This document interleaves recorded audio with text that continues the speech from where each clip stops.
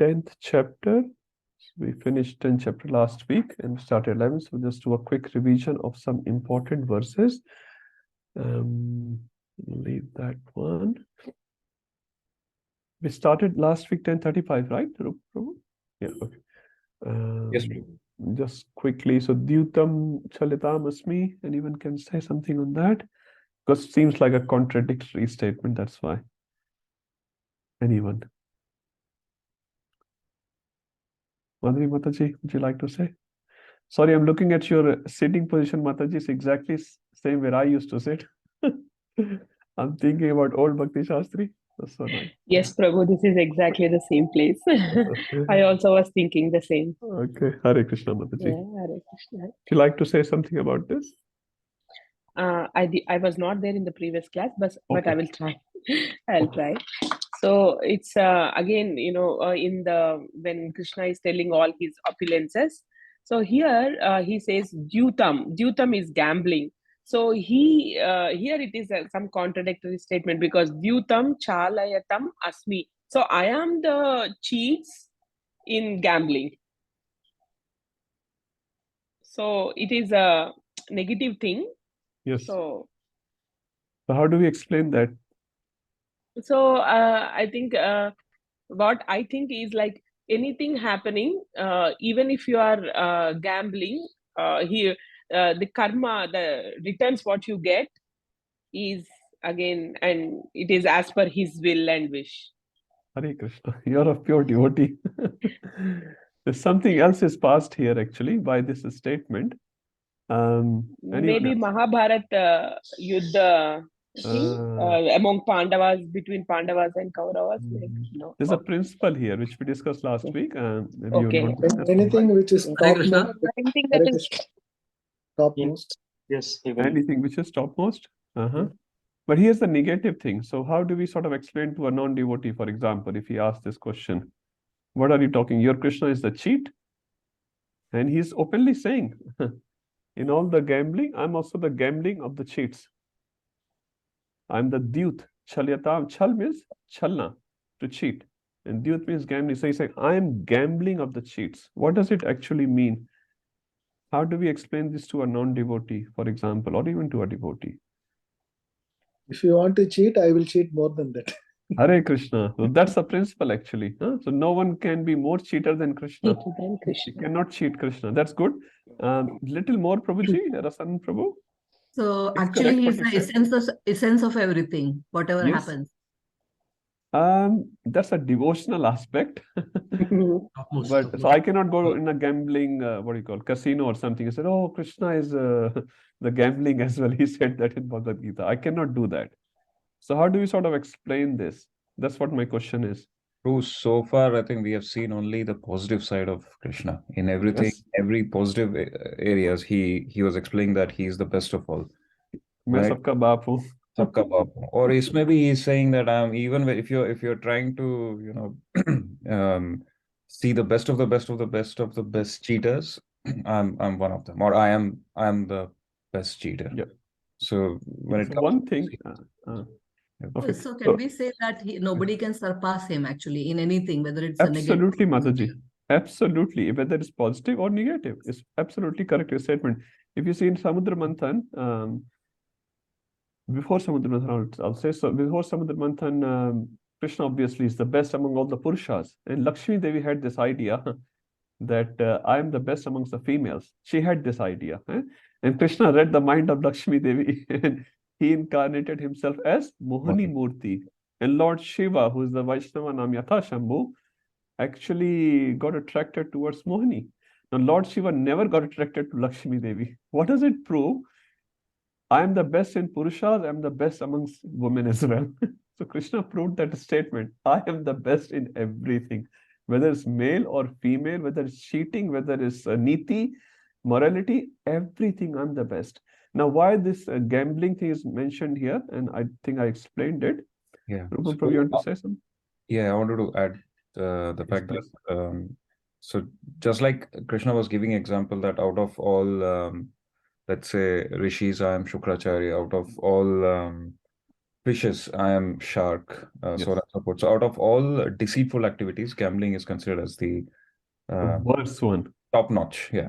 Top notch. And here people get voluntarily cheated. They know I'm going to get cheated, right? No one goes to a gambling casino thinking, ideally speaking, that casino people are paying me money. No, casino people are getting money. When people like me go put $20, whatever, so they actually get a portion of it. They design it obviously in such a way. They give to some people, right? So they know that I will get cheated here. I will lose my money. The probability of losing is a lot more than probability of winning. And you sit there voluntarily and lose your money, lose your money. So Krishna says, when you are in that sort of mindset, I am the best one in that. One more thing I heard in some lecture somewhere when the gambling match in Mahabharata, which Madhuri Mataji was mentioning, and Shakuni was appointed from Duryodhana's side. Some story I heard, and said Yudhishthira should have appointed Krishna from his side. Actually, appointment was itself incorrect, right? They could not have appointed someone. They should have throw the dice. But if the other party had appointed, Yudhishthira should have said, okay, just hang on a second. Let me call my, best friend to do this job. And they should have invited Krishna. And Krishna was the best in gambling matches, and he could have, responded to Shakuni. But Yudhishthira, the simple one, he was trying to respond and he couldn't. Anyway, long story short, one more quick question. Yudhishthira played gambling match, so why can't I play the gambling match? Yeah. So He's that Dhamraj. I'm, yeah. Why Yeah. not me? So that's the principle we understood last time, that if someone like Yudhishthir was Dharmaraj himself, he got bewildered and he continued gambling and resulted into complete downfall of his empire and everything. Including his own wife and brothers. That's yeah. a big one. Yeah. Not even today's arena. I don't think so. Anyone will do like that. They put their money and house and whatever, but not their brothers, sisters, and the wife itself. So Yudhishthira is not telling us to play. Yudhishthira is telling, if I can get into this fizzy, who are you? We are like very contaminated people. Yudhishthira is Dharmraj. So it's telling the exact opposite lesson, which sometimes people argue. Yudhishthira ne khela tha, to hum bhi khel sakte hain. Thoda bahut. Lord Shiva, he drinks bhang, so I can also drink bhang. Prabhupada said, Lord Shiva can drink poison. Can you drink poison? You drink. Prabhupada literally said that. Lord Shiva can drink poison. You drink poison. What bhang? Drink poison. He could drink the ocean of Kalkut Vish. You just drink few drops of Vish. And people make all these excuses. Lord Shiva, Prabhupada said, never drink bhang. Only one time he drank the Kalkut Vish for the benefit of humanity. So all these things. Yes, Ujjwala Samataji. Prabhu, can we make a side point here as well that I think the Kshatriyas, when they were asked to take part in the gambling, they could not refuse. Yes. Yes. So it was kind of their duty as well. Yes, that, like, but जैसे ललकारा अगर किसी ने कि Yes, चलो yes. gambling करो, you have to take part. You can always stop at a certain point.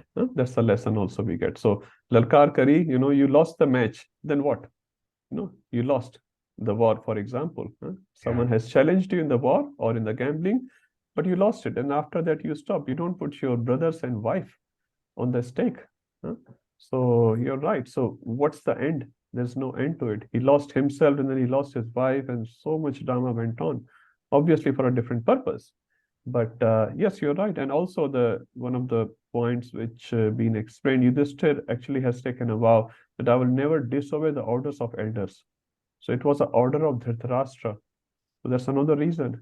He had to gamble. No, Yudhishthir was not interested. And that's why the whole pastime is depicted in such a way. Even a person like Yudhishthir can get framed in such situations. And what will be the limit of his stopping? No limits. No limit. So we should not think, बस एक ticket खरीद रहे, just once Diwali का ticket, one Diwali ticket. If I get it, it's all right. If I don't get it, it's okay. Just one entry, whole ruination. And I think Prabhupada disciple was also explaining, not only like gambling, any such quick gain things should not be entertained in a devotee's life. If a gain is supposed to come, gain will come. We should not entertain, because anything which puts you in anxiety, super anxiety, Everything puts us in anxiety, but anything super anxiety, it's not good for a devotee. We don't need that. Krishna will send whatever needs to come after our 8-9 hours of good hard work. Whatever we get, we are santushta, we are satisfied. On that note, Prabhu, it Yes. says, I've heard, द्यूत की पुकार और युद्ध की ललकार को कोई क्षत्रिय मना नहीं कर सकता. So that's why I said that's fine to start the battle, but it has to be end on a logical point. You cannot deny, that's all right. But if someone is asking, Shakuni was asking, oh, you still have one Sampati, your wife, there has to be an end to it. So initially starting was, I'm accepting that, but there has to be an end. Here I end. That's it. Hare Krishna. Yeah, You Prabhu cannot- Radha Gopinath Prabhu explained that point. He said that you always should have your goal clear. So you to win a war, it is okay to lose the battle. One or two Yes, battles. yes, very nice point. So we can lose few battles, but we should not lose the war. The example given in Ramayana as well, when Jatayu attacked Ravan.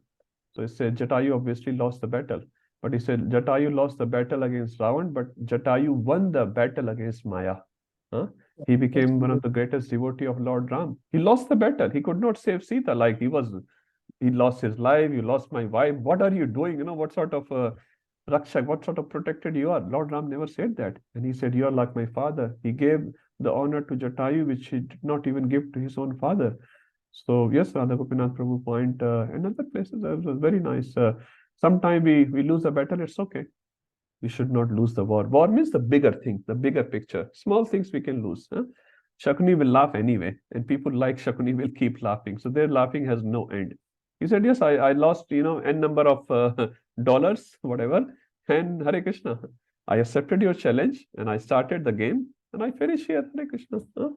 So they're always ways. But anyway, the whole pastime was depicted to teach us a great lesson. Okay, let's move. Prabhu, one quick question, Yes, sorry. Mataji. Yes, Mataji. As you mentioned, that the Kshatriyas, they have to start the Dyut, but at a logical point, they have to stop it. Yeah. Now, he didn't stop, even though he was a Dharmaraj. So the deeper meaning is it because it was Krishna's Leela number one, or Yes. anything else besides that?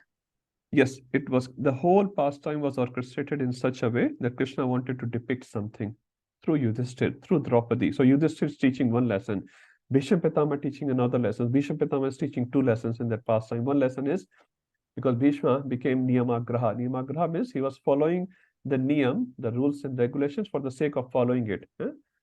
Draupadi even asked a question, so who lost? Yudhishthir lost himself. Did he still have right to put me on the wager? And Bhishma Pitama said, my dear daughter, I actually do not know the answer. So the purpose of dharma is to protect people. And here one chaste woman is getting so much dishonor amongst millions of people. Bhishma should have protected. So Bhishma showed two lessons. One is Niyamagraha, and it's been criticized at different places that Bhishma should have not done what is right and what is wrong. The right thing is to protect the honor of this lady. She's like my daughter.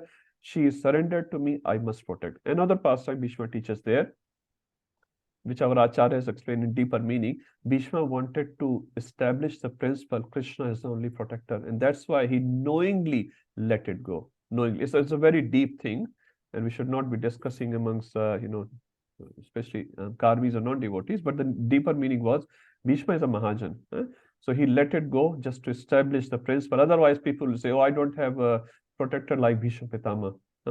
Draupadi was protected by Bhishma Pitama. I don't have it. But one principle is true with all of us. We all have Krishna. We don't have Bhishma Pitama, we have Krishna. So Draupadi, Bhishma Pitama was trying to establish that big principle that finally no one else is our protector. And Prahlad Maharaj clearly says they are all Durashraya, they're all false shelters. Our money, our political alliances, our friendship, our strength, bodily strength, our intelligence will not save us. Eventually, only Krishna will save us. So yes, Mataji, that was whole Yogamaya pastime in that sense. But on a mundane level, it's teaching us a lot of lessons. Okay. Thank you. Yes. Pandava Nam Dhananjaya, what lessons we get from this line? Obviously, we know the meaning of this line, pretty straightforward. What's the lesson from this line? Krishna is telling Arjun, out of all the Pandavas, I am Arjun. And Arjun is the one he is hearing. Does he get puffed up? I'm so great. Thank you, Krishna, for recognizing me. So he doesn't get puffed up. Another lesson. Arjun does not say to Krishna, oh, you are God and I am also one of your vibhutis. So let's go, and Prabhupada said, let's stop all this and eat bhang together. Stop the project.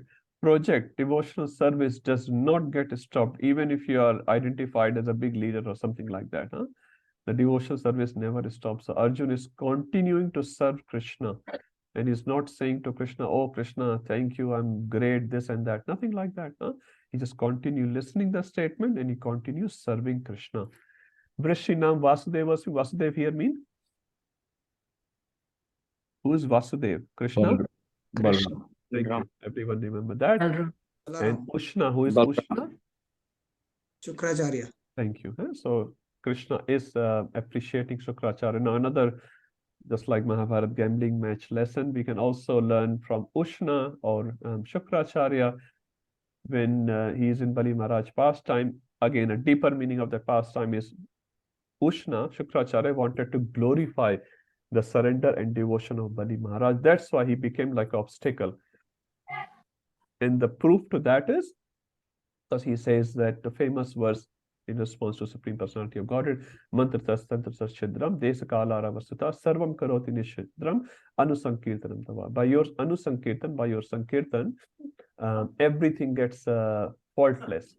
And when you personally present here, where is the fault in this yajna? Yajna is always complete. But because you are telling me to do the yajna, I will continue to do the yajna. So he is also a great personality. But they also present some other aspects of life for our teaching. Okay, Dando Damitam is me. Okay, we'll leave that one. Okay, 1039 to 1042, as we discussed last week, there are 4 summary verses where Krishna sort of, puts everything in conclusion. And here again, he says, Bijam. So I am the Bijam. So in the 7th chapter also says, I'm the seed giving father. He is saying the same thing. I'm that Bij who gives existence to all Chara and Achara. There is no end to my Divya Vibhutis, which is true. Now let's do 41 and 42. They are very famous verses. Let's do a quick revision on them. Who can do that one? Mahasa Prabhu, you want to go? Hare Krishna Prabhu. Hare Krishna.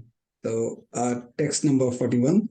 Know that all opulent, beautiful and glorious creations sprung from but a spark of my splendor.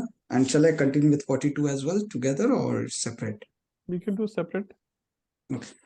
So here Krishna, after explaining all his opulences and the energies, Krishna is explaining that whatever that we see in this entire world, that is including moving and non-moving, as in the previous verse in 39, everything is nothing but just a spark, right? It's not the complete. That means we should not consider that the spark as a whole and start worshipping the spark, right? And one thing is important is that although everything is created, but the energy in each of them is also been given by Krishna. Because Krishna is the source of the energy. Krishna is the source to all the sparks so that they can actually be moving and non-moving, by which the whole creation is actually working. So without Krishna's energy and without Krishna's approval, I mean, without Krishna making us like say yeah, as a permission, he is the one who actually gives the permission to everyone to be in his creation. And whether it is beautiful, if it's beauty, then we have to appreciate Krishna for giving us that beauty. And if it is anything that is glorious, then we need to understand the glory is only because of Krishna and Krishna's presence. Yeah, thank you, Prabhuji. One example comes to my mind. I think Prabhupada said this example. He said Einstein, his IQ was, I don't know in numbers, but pretty high. Huh? Not common IQ. He was super brilliant people. But Prabhupada said, who has given him the brain? Has Einstein made his own brain? Huh? He's very smart. And again, as Prabhuji was saying, someone is beautiful, someone is smart, someone speaks well. Different people have different skills. But have they created their own skills? That's the point to think about. And we get attracted to those personalities. So instead of getting attracted to those personalities, we can definitely respect them, definitely. But whom we should connect with? Oh, Krishna has given this skill to this person. So if Krishna is so kind on this person, so we can appreciate Krishna's empowerment in that person, rather than getting attracted just to that person, thinking he or she is the whole of that. So that message we can take from this verse. He says, Mama Tejo Ansha Sambhavam. This line is very, very popular. Mama Teja. Krishna is saying that's my Teja, which have been given into those personalities. And the last one, again, famous verse. Divya Mataji, would you like to do this?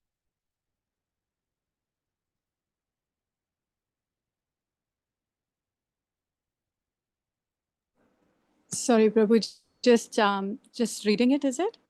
Yes, Mataji, we're just doing the revision. Sorry, like to Prabhu, explain? wasn't there last Okay, time. no problem. No Sorry, problem. Prabhu. That's all right. Manmohan Prabhuji, would you like to do this one? Again, I'm not sure whether you were there So last we week. want here as well, Prabhu. Okay, no problem. I'll move to Sakhi Radhika Mataji, if she's available. Sorry, Prabhu, just give me 5 minutes. No problem. No problem. Akhand Rasa Prabhu. Hare Krishna. Hare Krishna. 1042. But what need is there, Arjuna, for all this detailed knowledge? With a single fragment of myself, I pervade and support this entire universe. Again, here Krishna Krishna is actually mentioning that there is no need to know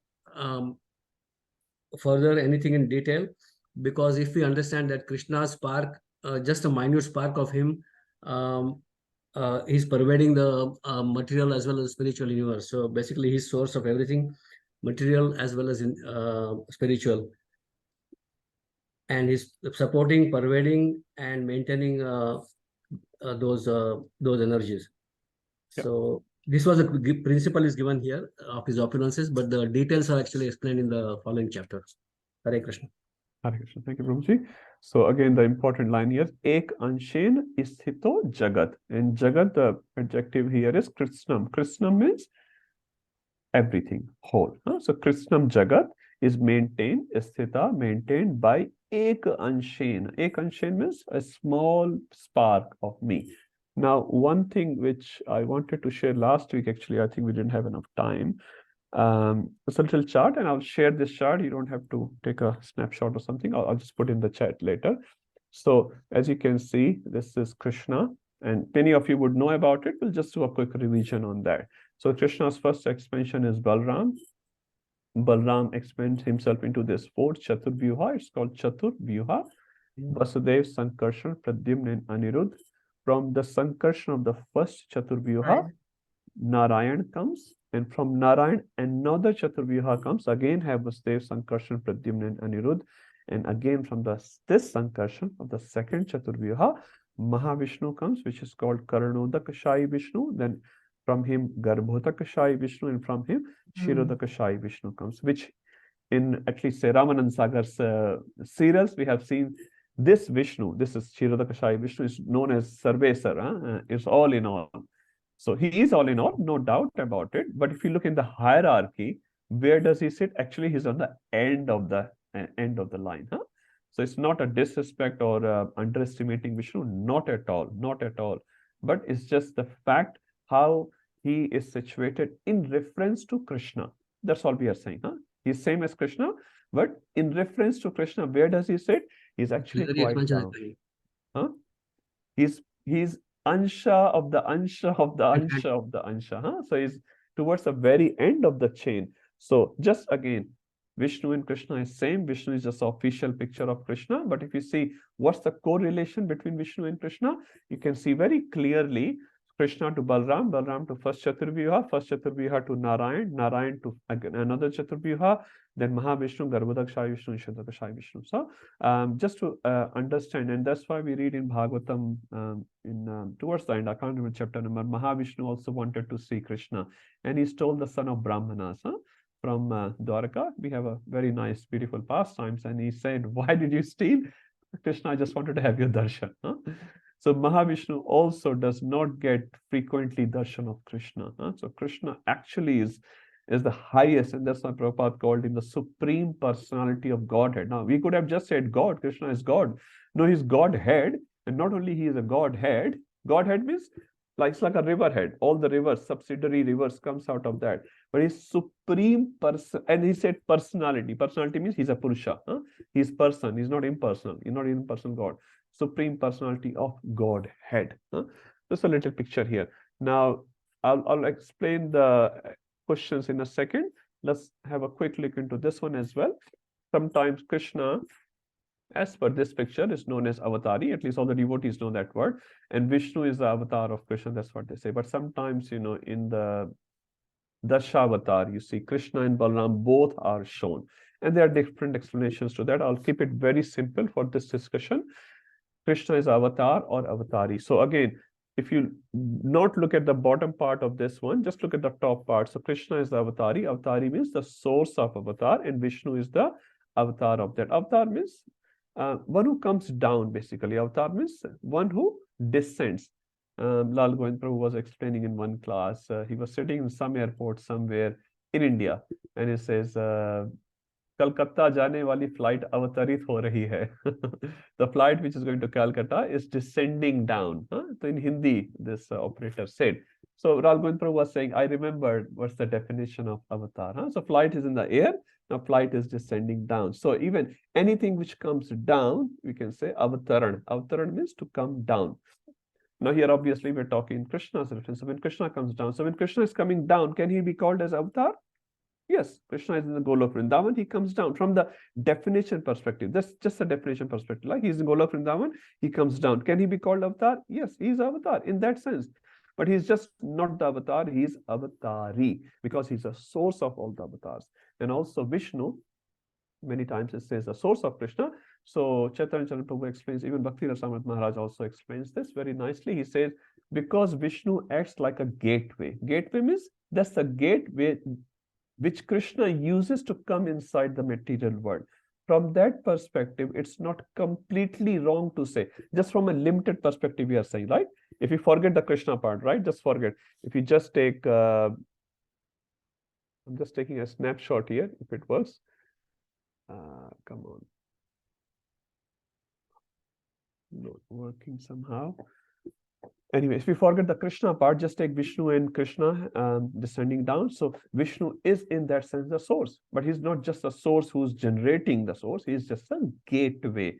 He's facilitating for Krishna to appear in the material world. So people who are saying just from the limited universal perspective, Vishnu is the avatar, they can say that. We should not go against rebelling against those people. No, you're wrong. They're just talking a limited perspective. If you go behind the scene, you will see this picture here, which you are explaining us. So here is the real relation between Vishnu, the Kshayi Vishnu, and Krishna, which proves Krishna is avatari, Vishnu is the avatar, you can say, ansha of the ansha of the ansha of Sri Krishna, and he acts as a gateway, and then that from that gateway, Krishna appears in the material world, and Vishnu also is the cause of Brahma and Shiva. This has been explained. Okay, what is the question? If there is still a question. And I don't want to do a seminar on this topic today. It was just a side explanation. Hare Krishna, Prabhu. Hare Krishna, Prabhu. Just a quick question. Is this the plenary expansions? The first 4 quadruple expansions? Are they called plenary? Yes, Prabhuji. So there are different names given to it. There's Prabha, Prakash, and there is another word as well. I forgot, Prabhu. Yes, so they are all preliminary. Preliminary means who carries a small portion. So in that sense, even Balram, who is the first expansion of Krishna, he is also known as Prabhupada says, Supreme Personality of Godhead, but he is a Sevak Bhagwan, and Krishna is the Sevya Bhagwan. Sevya Bhagwan means one who takes the service, and Balram is the Sevak, who is doing Seva, who is doing service to Krishna. So they're all Bhagwan actually. Narayan is Bhagwan, Vishnu is Bhagwan, there is no doubt in that. But just clarifying the reference to original personality, Krishna. Okay. Prabhu, one more clarification on that. Sure.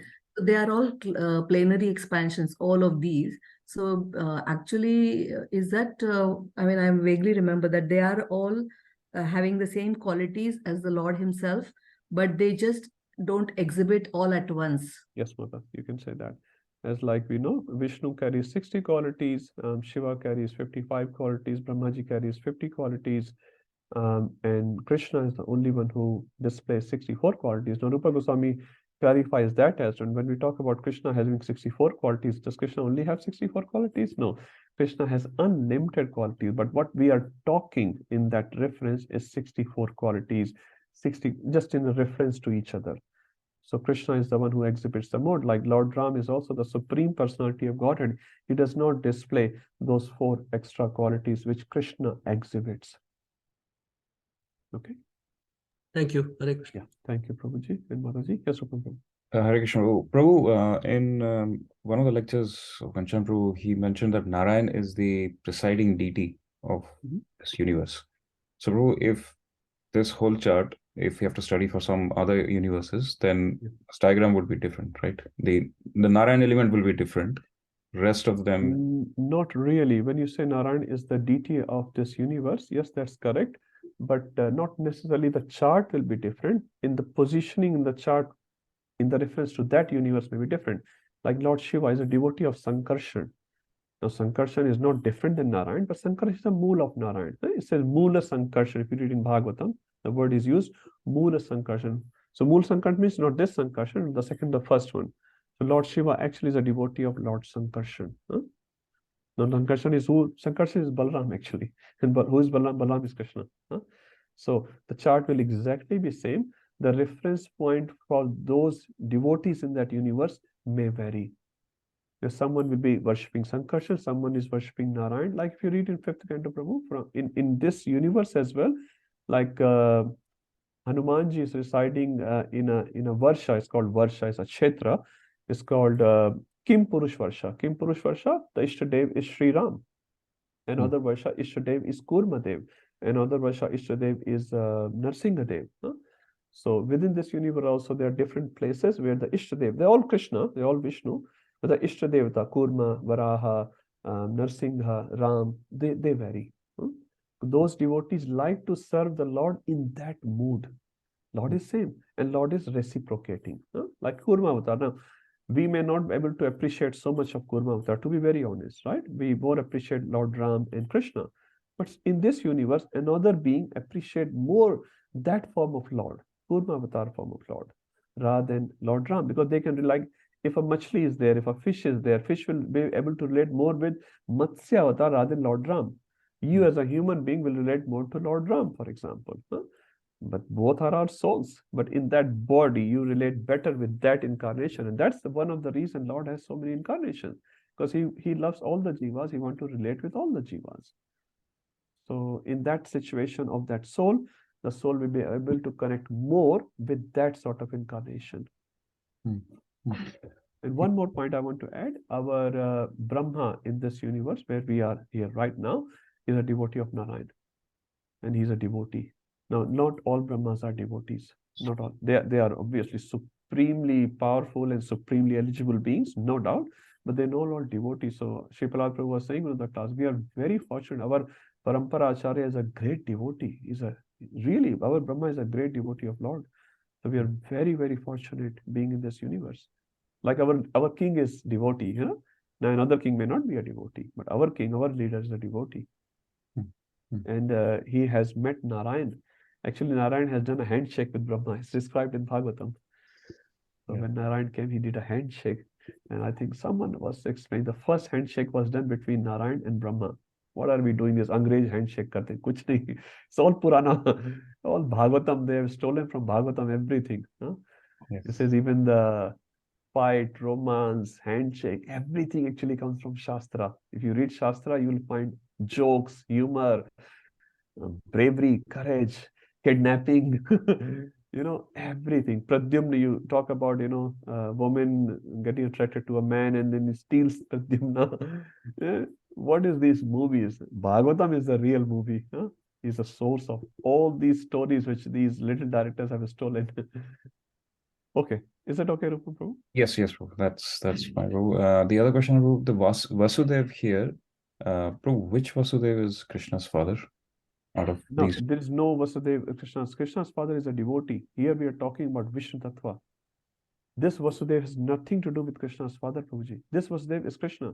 This Vasudeva actually is the mool of Sri Ram. I didn't want to say that, but yeah, Sri Ram. Sankarsana is the mool of Lakshman, Pradyumna and Rudra is Bharat and Shatrughan. Yeah, So it's 50%, 25%, 12.5, 12.5. That's what is described. So Vasudeva actually is Sri Ram. And one of the explanations, again, I will say, Sri Ram is actually 50% of Krishna in that sense. No? Krishna is 100%. Because he comes from Vasudeva. Sankarshan is Lakshmanji, obviously, 25%. Bharat is 12.5% Vishnu Tattva, like that. Anyway, a lot of technical details you should not get inside. We are in Bhagavad Gita. Okay, that Vasudeva is nothing to do with this Vasudeva. This Vasudeva is Krishna actually. Okay. When you talk about Vasudeva, that's relation to his father. That name given like in this situation here. Obviously eternal name. But his father Vasudeva, like my name can be Ram or Sankarshan, right? Or Aniruddha. My father may call me Aniruddha, for example. But I have got nothing to do with this Aniruddha here. This Aniruddha is a Vishnu Tattva. Yeah. Okay. Yeah. Yeah. So the percentage that you say, does that go down like that all the way to? No, you cannot establish that, and you should not. You should just read the commentaries and just explain as it is. Yeah. So it's been explained from one perspective. The Ram is coming from this Ram, the Char Bhai, the four brothers come from Chaturvyuha. That's one explanation. Okay, let's move forward fast. We got stuck in this diagrams. Sakhi Radhika Mataji, another technical question. Prabhuji, the one you explained, like the next diagram which you explained, that Vishnu Yes, is a Mataji. so that is why we call Vishnu Tattva and not Krishna Tattva, because through that chain it is coming. Like Krishna is coming. No. Okay, Why that's another why do we explanation. call Krishna? Why don't we call Krishna Tattva? Good question. Okay, so Vishnu, what's the definition of Vishnu? Sarve Vishati iti Vishnu. Sarve Vishati. Vishati means to exist. One who exists everywhere, that is called Vishnu. So Vishnu actually is a technical name. It's a technical name. Sorry, we are sort of mixing the terms here, and we have to understand. We think Vishnu is a personality. Definitely is a personality, but it's a technical name actually. Technical Sarve Vishati. One who exists everywhere, that is called Vishnu. So who exists everywhere? Actually, it's Vishnu. Huh? Now Vishnu, whenever we put this name on our tongue, we think, oh, Chaturbhuj, Sankh Chakra. That's definitely a person. But a technical definition of that person is Sarve Vishati. And Krishna is the one who is the enjoyer. He's playing in, Govardhan Hill. He's playing with his friends. He's an informal person. So when we talk about this personality of Bhagwan, that is actually Vishnu. Huh? But, and Krishna obviously is a rasa tattva which we are talking. So that's only relished by devotees. And if you see in devotee language, they hardly call themselves as a Vishnu devotee. Krishna, Krishna, Krishna, Radhe, Radhe, Radhe. Huh? So when you're talking about tattva, Vishnu tattva, tattva is Vishnu actually, because that's what the technical definition we are talking here. But when rasa, Radhe, Radhe, Radhe, Radhe, Radhe, Radhe, Sita Ram, Radhe Shyam, that's rasa tattva. And that's where Krishna comes. Then you will not see Vishnu. You see in the Srimad Bhagavatam 31st chapter, when Vishnu, say Krishna, hard to distinguish sometime, was hiding from all these gopis. And when they're singing Gopi Geet, after the Gopi Geet, all the gopis, so Krishna wanted to test the gopis. And Krishna puts this Vishnu's form. Now Krishna is putting Vishnu's form. It's very hard to say that, but Krishna disguised as Vishnu, Chaturbhuj Vishnu, is standing in front of gopis, and thinking gopis will come and say, oh Vishnu, wow, I've seen you, my life is successful. They come to Vishnu, how do you say, Vishnu, have you seen Krishna? And Krishna, as Vishnu, points out in this direction. So all the gopis go there. Lastly, Radharani comes and he looks at the Radharani. He two extra arms gets dropped off, and four-handed Vishnu becomes two-handed Krishna, because he cannot disguise himself in front of Srimati Radharani. He can't do that. Huh? So his Krishna is disguised himself as Vishnu, and no one even bothers about him. No one bothers. They know in Gopi Geet, if you see, he's called as Vishnu, and you have appeared on the prayers of Brahma. So gopis are not ignorant. They're pretty much aware Krishna is Vishnu. He has appeared for Bharavatar. Wo aaye hain, to reduce the burden of earth. They are Vishnu. Is calling him as Vishnu. But he said, I want my Krishna. I want my Krishna. Huh? And Radharani ke samne, in front of Radharani, he cannot even disguise himself. Huh? So that's where we're talking a technical difference and a rasa difference. And technically, Vishnu Tattva, that's perfectly correct terminology. Prabhuji, secondly, I wanted to ask, like we seen the previous chart where Balaram, you said that he is the provider, like, and we also hear in the lectures that Balaram provides everything, whatever is provided for the Lord in the service, Balaram. So just I'm curious to know that like there is also hierarchy there, because in so many classes, even in Nectar of Devotion, and somewhere we hear that Purnamasi also, and we are like Rupanugas. So and Lalita, we are from the like follower of the Lalita. Rupanuga. Yeah, so because Rup Goswami is under Lalita Devi. So I was just wondering that she also is the provider, and so many, everybody is providing. So is it like there is also hierarchy that again Balaram is providing, and then from there we are getting? Okay, a good question. I'll just explain in short, Mataji. It's a big seminar here. So Balram is the guru. Is called Adi Guru. He's the guru of outer circle, and Radharani is the guru of inner circle. Inner circle means more close pastimes of Krishna, and Balram is the Adi Guru in general. So Jivas, like in general, I'm saying you and me and all of us, are taken care by Balram, and Balram in terms of our Guru Maharaj and all the parampara. But when we have become eligible, Balram hands us over to Srimati Radharani's group for the inner circle. So Rupa Goswami is taking us there. So we start from Balram actually. And based on our Sarupa, we may not be in the Radharani's group, to be honest. We may be a Ram devotee, or I don't know, any Sarupas, Vishnu devotee as well, right? Many of us may be a Vishnu devotee. So Balram takes care of us in the beginning. And then when he finds our Sarupa being there, he hands us over to Srimati Radharani's group. And Srimati Radharani is considered the guru of inner circle, and Balramji is the guru of the outer circle. Is that okay? And depending on our Sarupa, our Guru Maharaj will situate us in that whenever we are sort of ready to take that role. If you are not eligible to take that role, we'll continue. There's so many nice Rasik questions coming up. Bhakti Shastri is like a Bhakti Vaibhav batch. Good. I like it. Actually, I can go on this one chart. So many technical details. Okay, Jai Dharma Prabhuji. Last question. I don't want to avoid the question, but I'm just looking the time here. Sorry, Prabhu. During the Janmashtami time, usually they play this Bhagavatam's popular song, which says Mumachur Munayor Deva. In that song where Lord Krishna's appearance takes place, there is a Bhagavatam shloka which says Devakyam Deva Rupinyam Vishnu Sarva Guhashayam. So there it says like Vishnu in the form of having a four-handed form. From him Devaki got Krishna. Yes. That's one of the shlokas says, Prabhu. Bhagavatam. Yes, it's perfectly fine.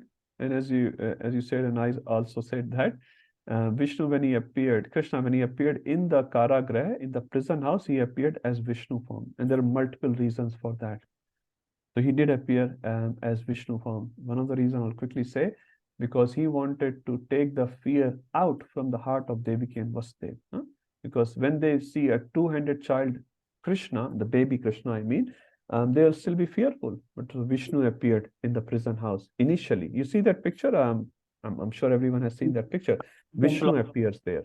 Vishnu appears there. So Krishna appears as Vishnu, and then Krishna converts himself from Chaturbhuj to Dvibhuj, the small baby Krishna, and said, "My dear father, if you are very worried, please take me to the Nanda Gokul." Now, this same boy is explaining 3 lives before past time, and then he converts from four-handed to two-handed, and then say, "My dear father, take me to Nanda Gokul." So it's all rasa thing, Prabhuji.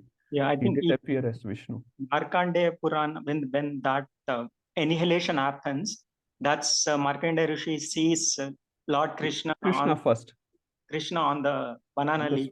That's right. Yeah. As a And then he enters into Krishna, and then he sees the whole universe inside Krishna. I think it basically, I think different sampradayas interpret differently. Like say, it's just the hierarchy, Prabhu. If I'm looking from a limited perspective, I will say Vishnu is the topmost, because I'm just not going beyond the universe, right? That's fine. So in the top of this universe, if you see in this hierarchy also, we can see, right? Vishnu is the top. But if you go beyond it, you will see what's beyond. This beyond picture, you can say this is the general picture, and this is the beyond picture, you can see. Because even as per Valmiki Ramayana, the Lord Ram's incarnation has been put in as Lord Vishnu's whatever, seventh, right? Yes, So yes, yeah, different yes. sampradayas, they establish differently. I would say they just establish a particular step only, but in Gaudiya Vaishnava Sampradaya, if you see, a lot more details are given. Okay, let's move forward. Manohan Prabhu, okay, last one. Or Shraddha Mataji. Oh, it's just your chart is so simplified and it's very nice actually. I've got another chart which is from ISKCON Desire Tree. Okay. It's very complicated. If you want, I can share it on the chat as well. I'll put both, Prabhuji. Last week I wanted to do that because that is related to this verse. Somehow Yeah. I think I forgot, or but Yeah. later on I realized, so I thought we'll discuss in this class, and then definitely it's for you guys. I've also not created it. It's been I've also got it from somewhere, so I'm just sharing, and I thought it's very simple to understand. That's why I'm Absolutely. sharing, Prabhu. I don't understand the other chart. That's why I wanted to ask someone. But anyway, I'll not this one, Prabhu. There's another chart which is Okay. on. We can discuss offline. Okay, sure, no worries, Prabhu. Okay. Yeah. Otherwise, this whole class will go into this chart only. No. I thought discuss for a few minutes. Anyway, we all understand the basic concept. It's a very simple chart, and it explains everything actually. Now, whoever is in whichever situation, and they can explain, but you can explain in both Krishna as avatar or avatari. What's the meaning of avatar word? And Vishnu acts as a gateway. Just remember this word. I love this word. I heard from Chaitanya Charan Prabhu and Bhakti Rasanand Maharaj, both actually. I heard from both of these great souls. They both say Vishnu acts as a gateway. Gateway means, yes, Krishna comes through Vishnu, following the material rules and regulations. Like a shop owner comes in the shop, in 7-Eleven, if I own 7-Eleven, if I have to take a chocolate, I will also go to the person who I have employed and pay $2 for the chocolate, because I'm following the rules and regulations. So Krishna also follows the rules and regulations. But in the same term, Nrsimhadev appeared, break all the rules and regulations. He comes from the pillar, So Krishna is the supreme. He can do anything. Okay, let's move forward to our next chapter, 11.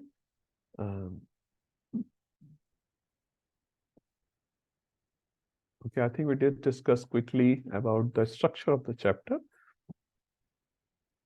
So Arjuna's request is there in the first few verses, and then Krishna's Virat Roop pre-description is there. I think that's what we have discussed. And then Sanjaya will describe the Virat Roop, and Arjun will describe the Virat Roop. So today we'll probably discuss the Sanjaya's description and Arjuna's description.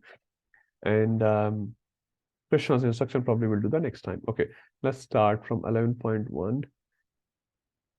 Okay, we'll leave that one. I'm just trying to cover up the relevant verses. That's fine. That one thing. So this 11.3. So what Arjun is requesting, although he has heard a lot about the vibhutis of Krishna, which he has explained in the 10th chapter. Now, Arjun is representing another thing here. And one more thing, actually, I forgot that one. It's a nice one. The first one. Sorry, first one I forgot. This 11.1. The last line is very important, especially for sadhakas. Moho yam vigato mama. So what does it mean? Moho yam vigata. Vigat means chala gaya hai. It's gone. My moha is gone. So Arjun is very, very clear that my moha is gone. Was he clear earlier as well? Not explicitly. Not explicitly. Although 10.11 explained, 10.12 I should say, 10.12, Arjun is sort of accepting Krishna as Supreme Personality of Godhead. Devalo asito vyaso swayam chai bravishme. You have explained to me, all the great rishis are explaining to me.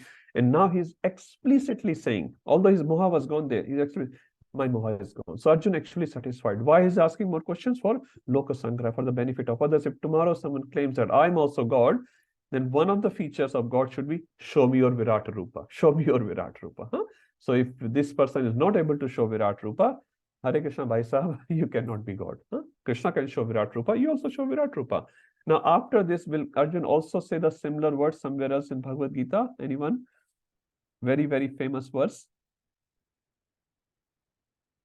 My moha is gone. 18.73. 7.3. Thank you, Priya Mataji and Jai Dharma Prabhu. Nasto moha spriti labdha tat prasadat me achyut. Clearly again saying Arjun. So Arjun is not in doubt. He is just benefiting all of us.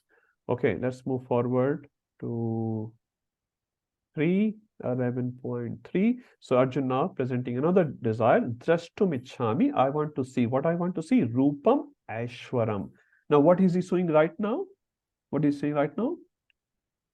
Madhurya Roop. Huh? It's not Madhurya. Madhurya Lila is like immorous pastime and all that. Madhur, sweet form of Krishna.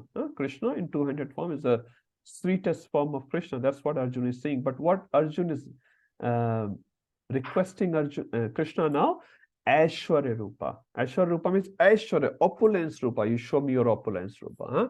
And Krishna is saying, yes, sure. Why not? Krishna will show. And yeah, this is very nice. So what did we learn from 11.4? Anyone? Who was there last time? Raghavi Mataji, Hare Krishna. If you remember the lesson from this verse. Not sure, Prabhu. Not Sorry. sure, no problem. Anyone else? I'll not name anyone. So I think you explained, Prabhu, devotee never demands, that he leaves it to Krishna's mercy. So whenever Krishna feels he's eligible, then only Krishna will reveal to him. Thank you. So devotee can request to his superiors. That's fine. Huh? You can request. I have a desire, I have a problem, and I'm like that, and please this and that, right? But what do you add there? Prabhupada told his disciples, his disciples said, Prabhupada, you should stay back, we'll pray to Krishna. And Prabhupada said, you can pray to Krishna, but say, Krishna, if you desire so. Huh?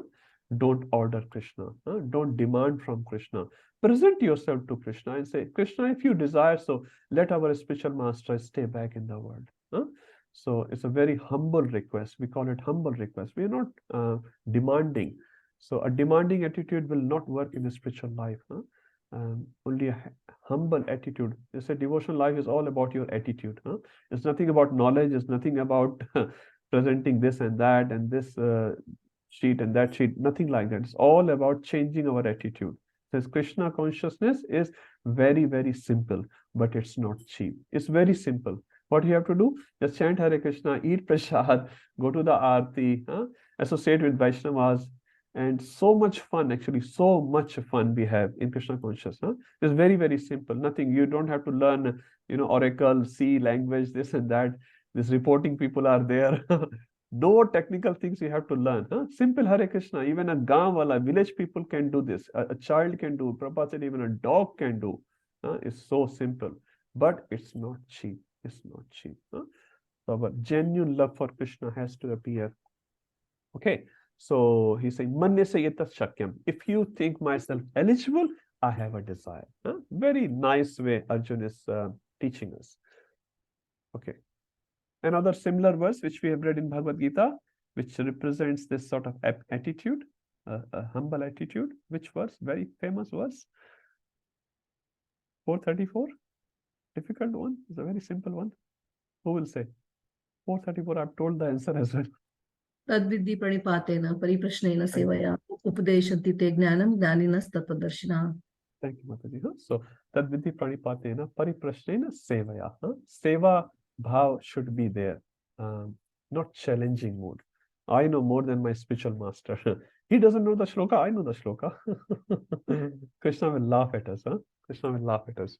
Okay. So Shri Bhagavan says, Pashyame Partha Rupani Sato Sat Sahastra Shah Nana Vidhani Divyani Nana Varna Pratiniche. So if we have read all that, we'll leave that. So Krishna basically saying, yes, I will show you. And also Krishna says here, Adrashta Purvani. Adrashta Purvani means no one has ever seen this in the past. So what I'm going to show you has not been seen anywhere in the past. Pasya Asharani Bharata. Ashar means wonderful things, amazing things you will see. And how you will see? Ihek Istham. Do you have to go to one group you'll see from one Grahan you will see from America, one Grahan you will see from Uganda, one Grahan you will see from Australia, nothing like that. Ihek Istham. Bas ek jagah baitho. Just sit at one place, just enjoy the movie or enjoy the pastime. Ihek Istham. So Krishna is so powerful and he is empowering Arjun as well. And another word important, Mama Dehe. Krishna is using the right word, very bold word, Dehe. So all these, light, Krishna is light, this Jyoti, that Jyoti. There is no Jyoti here. Deha. Deha is the source. And if Jyoti is there, and as Prabhupada explained very simply, If bulb has a light, light has a source. So light has to have a source. So this is a deha, mam deha. Krishna is very saying, mam deha, my deha. Now, obviously, Krishna's soul and deha is same, not like our deha and our soul. So, and I will also show you cha anyad drashtum ichhasi, what you have requested and what you have not requested. So, teacher is so happy towards his disciple. Not only he is explaining what he has asked, he said, I will also show you what you have not asked. Sometimes father become happy and child says, Papa, do chocolate do. Bole, beta, do kya? 8 le lo. What to speak of 2? Take 8 chocolates. Father is so happy with the child. So here Krishna is so happy, he's saying. So this is how we should become. Bhakti Siddhanta Maharaj said, we should not try to see the God. We should make ourselves so good that God tries to see us. God tries to see us. So again, very high bar, but this is what the target is.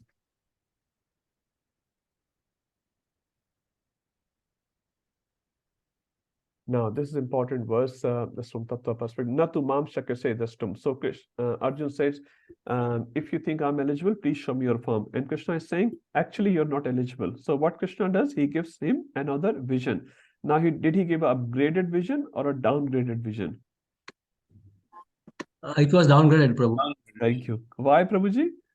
Because he's asking for a material form to be seen, which is the unit form. From spiritual to material is actually not an upgrade. Thank you, Prabhuji. So, Prabhupada present in this form usually, and this form is going to be temporary. That's why it's a. Thank you. It's a material temporary form. And to see that, a devotee's eyes are seeing Krishna face to face. So he's not able to see, which is fine, because material form, you don't need to see. So it's a downgrade. Sometimes in B.R. Chopra, and that's okay for the depiction perspective. Another eyes come and get superimposed on the current eyes, like that. So nothing like that has happened. What has happened, Krishna has given another access, like you work in a company, you have been given certain rights on your login. You can only see 10 files in that computer. But if you access from another login, you can see some other files. It doesn't mean you're upgraded. Suppose you are a CEO of a company, it doesn't mean you can also see the files of the PNs. You don't need to see, So if you get the right to see the file of a PN, it doesn't mean you have got upgrade in the company. No, it's not. You're just seeing what you could not see, but it doesn't necessarily mean you're an upgrade. That form of Krishna is a Saumya Rupa, is upgrade form. Okay. Pashme Yogam Ashwaram. Yogam Ashwaram. So he's saying, yes, I'll show you my Ashwarya Rupa. Let's see now what Sanjay. So this is where we are starting today. Prasanand Prabhuji, you have a quick question? Sorry, a quick one, but there the divine is come, no? Divya. Yes. Yeah. So divine is used here not as a transcendental, as a celestial. Like sometimes divine is also used in 9.20. So they go Sarglokam Vishalam, they go and enjoy the Sargloka. So that's celestial things. So Divya word is used in Bhagavad Gita and Bhagavatam as well from two perspectives, sometimes as transcendental, sometimes as celestial. So celestial should not be confused with transcendental. It's higher, which is not available to mundane Mrithyaloka people. But it's a good question, Prabhuji. Ujjwala Samataji or Akhanda Prabhu? Hare Krishna Prabhu. Hare Yeah, Krishna. just I'm referring to text 4. Here the last word is avyayam, so which is eternal. So Arjuna is asking to see the temporary material form. So why is it been referred to as eternal avyayam form? Yeah, so avyayam, I'll just read the verse, Mataji. Manaseta Chakam. Unlimited universal self. Actually, Prabhupada has explained in the purport. So if you read the purport, Mataji, so when you're talking about this unlimited here, so Prabhupada translating, if you see, show me that unlimited universal self. So unlimited here only means when he will see the form, and we'll see it's coming soon, he could not see where is the end, where is the middle, and where is the beginning of that. So this is what it means. It does not mean a transcendental form. It's a material form, it's a temporary form, but it is still avyaya in the sense that he could not see adi, madhya, or anta. So he could not see any sort of a definite shape or form there. Okay, we'll see very soon. The verses will explain that. Manmohan Prabhuji. So I was just reading about this same shloka in Bhagavatam, where they are describing that Vedanta Rupa is a material form. And I just wanted Second to canto? yeah, second Second no, canto. first canto, chapter 3, verse Okay. 30. And then in the same like Prabhupada is giving an explanation. I just wanted to share that. Yes.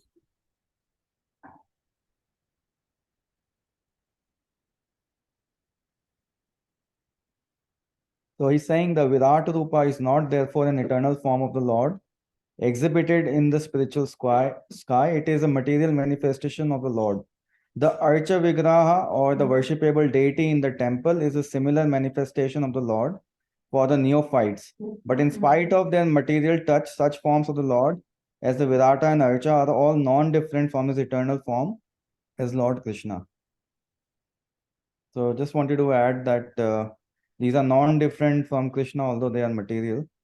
And both Archa and the Virata form, being material, they're still non-different.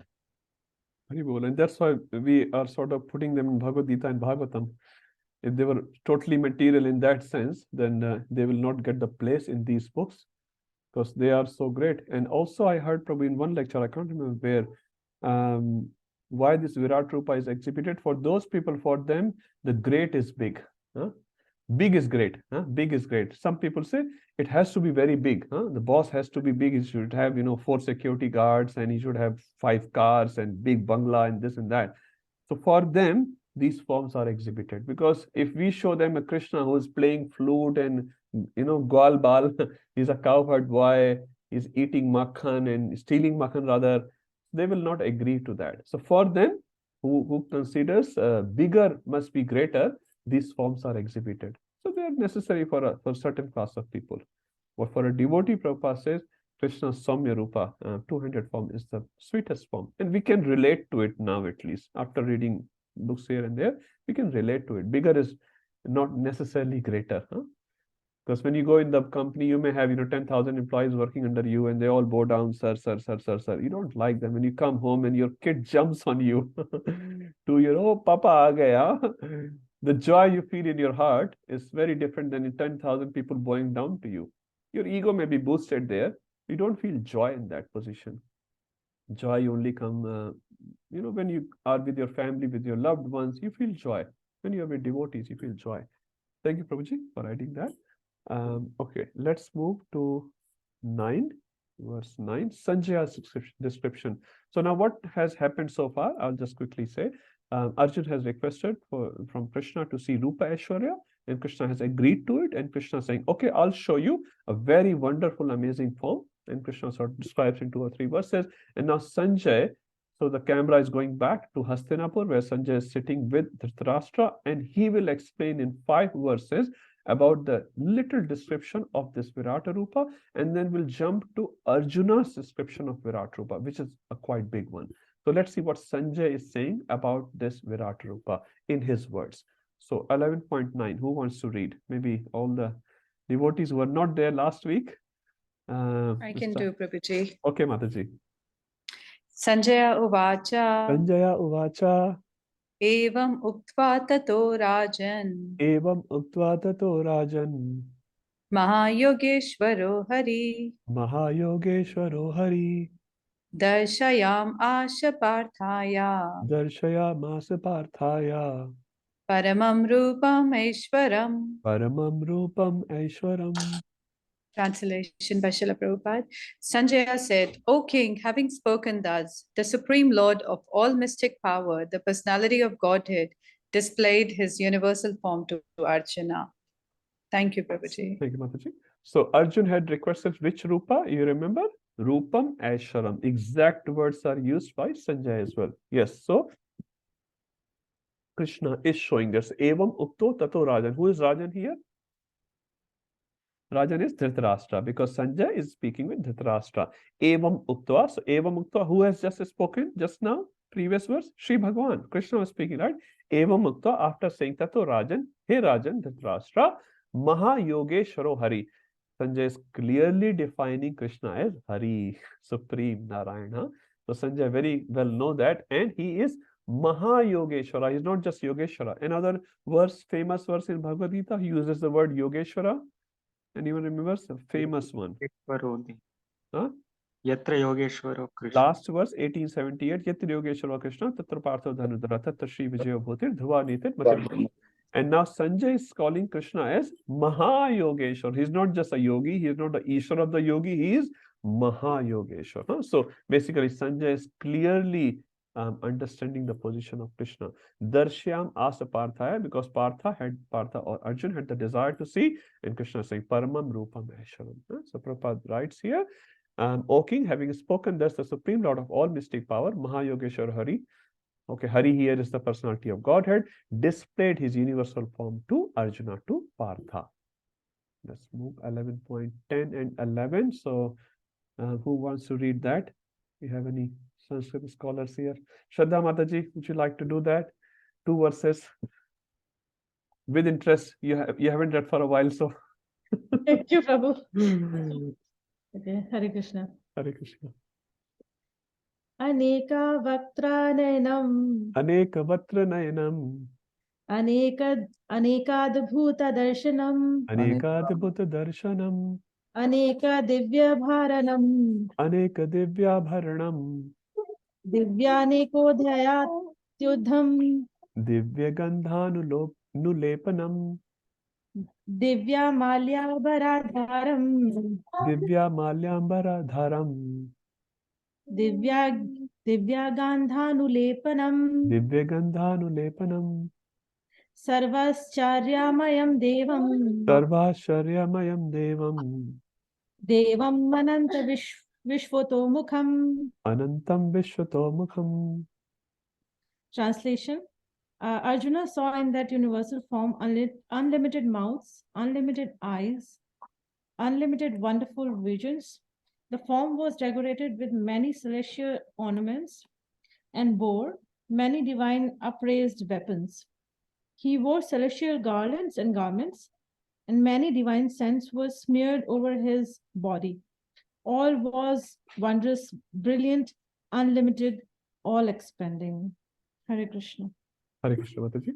So Aneka, so word Anek is a Hindi word. Anek means many. Now Prabhupada here writes in his purport here, Aneka does not mean just many. It means there was no limit. So it has to be understood here in that terms. So Aneka Vaktra, first Vaktra refers to mouths. So he had Aneka means innumerable mouths. Nayanam. Nayanam means eyes, innumerable eyes. Aneka Adbhut Darshanam. His darshan was very amazing, very wonderful. Aneka Divya Abharanam. Abharanam refers to clothes. So he had many divine clothes. Divya Aneka Ayudham. So Ayudh refers to weapon. So he had many ayuds, many weapons, innumerable weapons in his hand. Divya Malya. Malya refers to mala. He had garlands. Dharam. So he had many garlands. Gandhanulepanam. So Gandha Anulepanam. So Gandha means we put chandan on Gopinath. And on devotees as well. So this considered very nice. So many different types of paste, very divine paste were applied on his body. Sarva Asharamayam Devam. Ashara refers to amazing forms. So these forms are not like simplistic forms. Oh, he's very beautiful. Nothing like that. He's very wonderful. Anantam Vishwato Mukham. So Vishwato Mukham here refers to Vishwakamukh. So all the sides he could see. So many Nayanam, Vaktra, mouths, clothings, ayudh, weapons, malas, and many channels. So all this is wonderful sight. So all was wondrous, brilliant, unlimited, and all expanding. And next verse. There's not much philosophy in these verses, so we'll just read it. Where the philosophical point is, I will stop. 11.12. I can do. Hare Krishna. Divi Surya Sahasrasya. Divi Surya Sahasrasya. Bhaved Yugapad Uttita. Bhaved Yugapad Uttita. Yadi Bha Sadrishay Sha Syad. Yadi Bha Sadrishi Sa Syad. Bhashastasya Mahatmana. Bhasastasya Mahatmana. Translation. If hundreds of thousands of suns were to rise at once into the sky, their radiance might resemble the effulgence of the Supreme Person in that universal form. Thank you, Mother. So Divi refers to in the sky. You can read in the translation. Surya, everyone knows Surya is the sun. Sahasra refers to thousands. So as if Sahasra Surya, like thousands of Surya coming together. Even one Surya is a great one, right? If thousands of Surya come together, it's really great. And what sort of Surya? Yugpad Utthita. So Yugpad, Prabhupada translates as simultaneously, like simultaneously arising. There's another definition of Yugpad as well. I heard in another lecture, he said Yugpad means when Yuga is getting transferred from one Yuga to another Yuga, the brilliance of the sun increases a lot. Yugpad means the transition point. The sun becomes extremely effulgent. Now, those sort of Suryas, thousands of Suryas coming together. So a simple Surya is enough. Imagine if thousands of these Suryas come together simultaneously, that's more than enough. And Yugpad Surya is like hundreds of times more powerful Surya. And Yugpa Surya, the function of the Yugpa Surya is because one of the cause of annihilation is the increased temperature. So Yugpa Surya increases the temperature so much that everything burns down. Again, one cause of annihilation. So here is talking about Yugupad Divi Surya Sahasrasya Utthita. Utthita means rising up. Simultaneously, so many thousands of Suryas coming together. That was the effulgence of this Virata Rupa. Bhasastasya Mahatmana. Mahatmana here is referring to that supreme person, which he is seeing in this form. 11:13. Who was not there last week? I prefer those devotees to read. I don't know who was there. No. Okay, I'll do it. Prasanatma Prabhu, would you like to read? Yes, Prabhu. Hare Krishna. Verse 13. Tatraikastam Jagat Krishnam. Tatraikastam Jagat Krishnam. Pravibhaktam Anekada. Prabhaviktam Anekadha. Apashyat Deva Devasya. Apashyat Deva Devasya. Sharire Pandavastada. Sharire Pandavastada. At that time, Arjuna could see in the universal form of the Lord the unlimited expansion of the universe situated in one place, although divided into many, many thousands. Thank you, Prabhu. Thank you, bro. So if you remember, Krishna said to Arjuna, Ihaikistham, same word is used here. You don't have to go to India, Australia, America to see different parts of the form. You can situate it in one place and you can see everything. So Tatra, why do you use Tatra is used here? Who is explaining these verses? Sanjay. He is situated in Hastinapur and he's looking into Kurukshetra. He's saying Tatra, there, Ihaikistham, Ekaistham, Ek jagah. So Arjun is sitting in one place, but he's talking Tatra, saying there. There means in Kurukshetra. So from Sanjay's perspective, it is Tatra, there. Atra means here. Tatra means there. So Tatra Ekaistham. So Arjun was situated in one place. Jagat Krishnam, he could see. Same words are used again and again. Krishnam means Krishnam Jagat, he could see everything. Prabhaviktam, so Prabhaviktam is divided into different, Anekadha, although it's one Rupa, but divided into different parts. Apashyat word is used for the past tense. Pashyami refers to the future tense.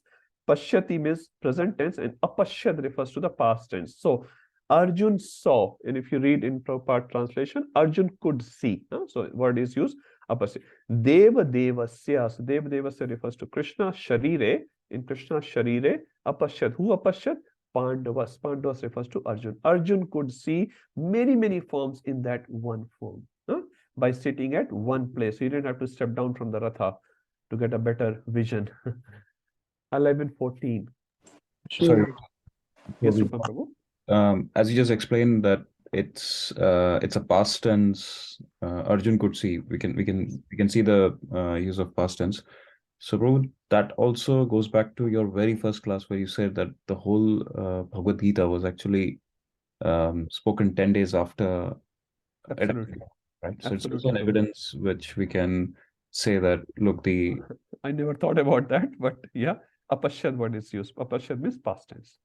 Yeah. But here, if you just take the conversational value of it, so Sanjaya, a simple person, speaking to his Dhritarashtra, and he's saying, there Arjun could see so many forms. So from that a limited perspective as well, you can see Arjun could see, means Arjun is already seeing that. It's not like, okay, there's a button press and someone so Virat Rupa is already there now. Virat Rupa is already there, and Sanjay has explained a part of it, and he's saying Arjun could see by sitting in one place so much. Arjun is not running here and there. But you're right. From that perspective, I never thought about that point. The past and present tense also has a meaning here. Yeah. Thank you. Okay. Let's move to the next one. Can I please do it, Prabhu? Yes, Mataji, please. Tata sha vishmaya vishto. Tatah sa vismaya vishto. Ishtaroma dhananjaya. Rishtaroma dhananjaya. Pranamya sirasha devam. Pranamya sirasha devam. Krishnanjalir abhashata. Kritanjalir abhashata. Then, bewildered and astonished, his hair standing on end, Arjuna bowed his head to offer obeisances and with folded hands began to pray to the Supreme Lord. Hare Krishna. Hare Krishna. So here also abhashat is used. Abhashat is also the past tense. Apashat, abhashat. Anyway, tatah sa vismayo vishto hishta roma dhananjaya. So dhananjaya, Arjun is hishta roma. Hishta roma, I mean, we call it goosebumps in English. Rom khade ho gaye uske. So goosebumps. So by seeing that wonderful form, Arjuna's got goosebumps. Pranamya sign. What was the result of that goosebumps? Pranamya sirsa devam. So what he did, sirsa means by head, pranam means pranam. So he is actually doing Dandvat pranam to this Virata Rupa. Kritanjali, and then Krit Anjali. Kritanjali means folded hands. Anjali, we call it Anjali means chota, and Kritanjali means with folded hands. Abhashat, with folded hands. By doing pranam, you can just visualize the situation. This verse acts like a visualization. So he has folded his hands, he's doing pranam by his shirsa, and he's having this goosebumps, abhashat, he's going to speak something. Let's see what Arjun is going to speak. So now next, I can't remember, around 16, 17 verses till 31, is Arjun will speak. So around 17 verses from Arjuna. Now Arjuna's verse says, you will see there is a hierarchy there as well. So first Arjun will start the glorification. First he will actually say description. Description is how the Sanjay is describing, Arjun is also described, but slowly description will start converting into glorification. Glorification means he start recognizing, oh, he's very big. He's not one of us, he's very big. And then slowly glorification will start coming into obeisances. And then he will pay his obeisances, and then he will also say what is the impact on Arjuna's physical and internal existence. So you will see the changes, how Arjun will react to the presence of this universal form. And then finally, Arjuna's request will come. Oh Krishna, who are you? Bhavan Ugrarupo. And he will say, your Ugrarupa, I'm very, very fearful of this. So you'll see there's a change here out of these 17 verses, around 3 verses each. So we'll see 15 to 20 or 19. So there's a description, and there's a glorification, there's the obeisances and impact on Arjuna of this universal form. And then finally, he will have a request to Krishna. To Krishna's this particular form. Okay, let's see what Arjun is saying. This is the description which Sanjaya has done. So some things will be common and some things will be uncommon. What Sanjaya has not described, Arjun will describe. This is a more detailed description of Virat Rupa. Okay, let's see. 11:15. Who hasn't done as yet? I'll do it, Prabhu. Yes, Prabhuji. Arjuna Vacha. Arjuna Vacha. Pashyami Devam Tatvadeva Dehi. Pashyami Devans Tavadeva Dehe. Sarvam Tatha Bhuta Vishesha Sangam. Sarvams Tatha Bhuta Vishesha Sanghan. Brahmanam Isham Kamlashanastham. Brahmanamisham Kamalastanatham. Rashim cha Sarvan Uragam cha Divyan. Rishim cha Sarvan Urgam cha Divyan. Translation. Arjuna said, my dear Lord Krishna, I see assembled in your body all the demigods and various other living entities. I see Brahma sitting on the lotus flower, as well as Lord Shiva and all the sages and divine serpents. Thank you, Prabhu. So now Arjun is describing what has not been described as yet. So Pashyami. So Pashyami again, Arjun had requested. So Krishna is saying, yes, please see. And Arjun is saying, yes, I'm able to see. So it was a request, then response by Sri Bhagwan. And then again, Arjun, the student, is saying, yes, I'm able to see. It's not like teacher is explaining concept and student is not getting it. So Arjuna say Pashyami, I am able to see. Devans Tava Deva Dehe. So Devans here refers to Devatas, demigods. So first Deva refers to demigods. Second Deva here refers to whom?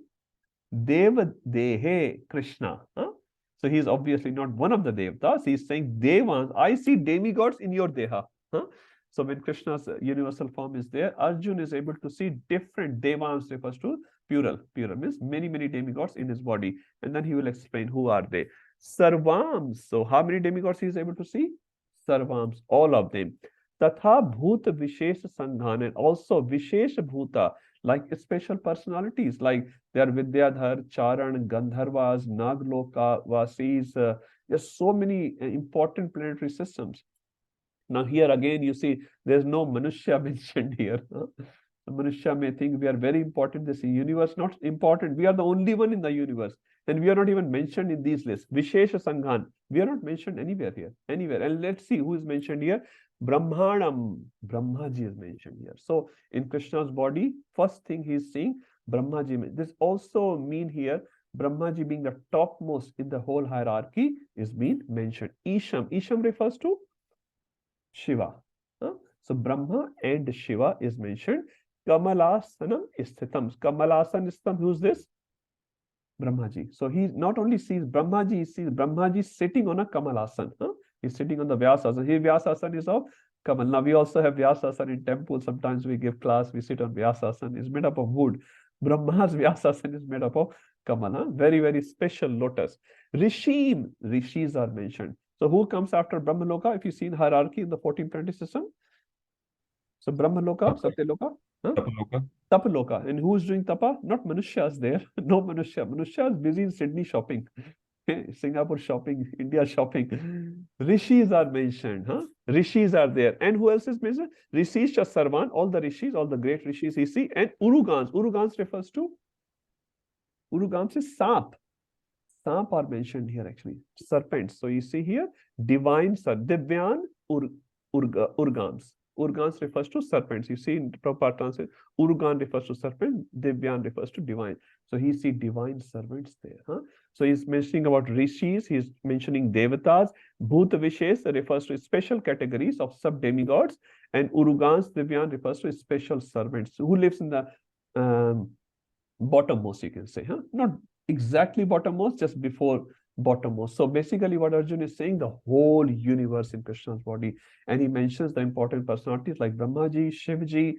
On the bottommost he says the Nagas are there and other demigods are also there. So basically he is able to see the whole universe in Krishna's body, and it's a particular description also given here. Okay, next one, 11:16. Raghi Mataji, would you like to do?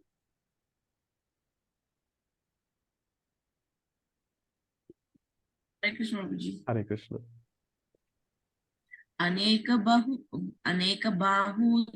बाहूदरा वक्त्र नेत्रम अनेक बाहोदर वक्त्र नेत्रम पश्यामि त्वं सर्वतोऽनन्तरूपं पश्यामि त्वां सर्वतोऽनन्तरूपं नन्तं न मध्यं न पुनस्त्वदितवादिं नान्तं न मध्यं न पुनस्तवादिं पश्यामि विश्वेश्वर विश्वरूप. पश्यामि विश्वेश्वर विश्वरूप. Translation. O Lord of the universe, O universal form, I see in your body many arms, bellies, mouths, and eyes, expanded everywhere, without limit. I see in you no end, no middle, and no beginning. Thank you, Mataji. So, Anek Bahu. Bahu refers to, everyone know Bahu? Bahubali? Rupan was showing his Bahus. Bahu means arms, strength. Anek Bahu. I see many arms. Udar, everyone knows Udar. Damodar. Bellies. So I see many bellies, and Anek refers to innumerable, should be referring to. Vaktra. Vaktra, same word used in the previous verse. Mouth. Many faces, you can say. Netram, same word used here. So sometimes Prabhupada actually mentions that repetition is given. Repetition is not a flaw in the literature. Repetition means he is overwhelmed with the description. So sometimes he repeats the description. Here it's not repetition does not represent the emphasis. Here, repetition represents he is overwhelmed. So what he has said earlier, he might say it again, huh? Because is such a different rupa he had never seen. No one has ever seen. So Bahu, Udar, Vaktra, Netra. So four things mentioned. Pashyami, I also see Ananta Rupam. And then he says, okay, I see all the different innumerable forms I see. Na Antam, na Madhyam, na Punastavadim. So that is what Ujjwala Mataji was talking earlier. Avyayam. So this is what Avyayam means. In this particular reference, na Antam, there is no end. No Madhyam, there is no middle, and no Adi, no beginning. I do not see any Adi of this Rupa. Like when we come in front of anyone, he can see Adi, you know, he is a 5 feet 4 inch or 6 inch, whatever he is.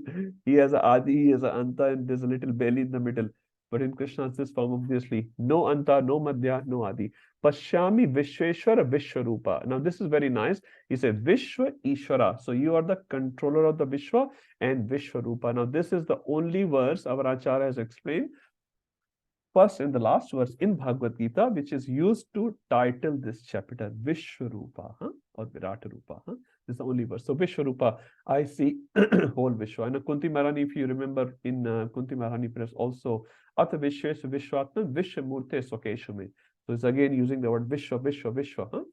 Similar word is used here, Vishwarupa, in the form of the universe. 11:17, continuing the description by Arjuna. This is all the description, not yet the glorification. Manmohan Prabhu, would you like to do? Sure, Prabhu.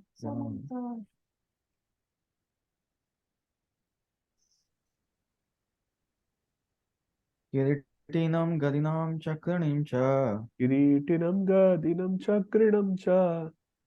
Tejo Rashim Sarvato Diptimantam. Tejo Rashim Sarvato Diptimanantam. Paschami Tvam Durniriksham Samanta. Pashyami Tvam Durniriksham Samantad. Deeptan Nalaka Duyatim Aprameyam. Deepta Nalarka Dyitim Aparameyam. Translation. Your form is difficult to see because of its glaring effulgence spreading on all sides like blazing fire or the immeasurable radiance of the sun. Yet I see this glowing form everywhere, adorned with various crowns, clubs, and discs. Hare Krishna. Thank you, Prabhuji. So Kirit refers Prabhupada called his helmet. Again, Prabhupada was trying to pass a message.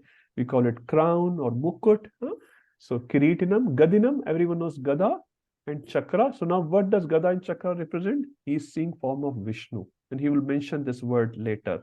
So Kiritam, he see many, many crowns.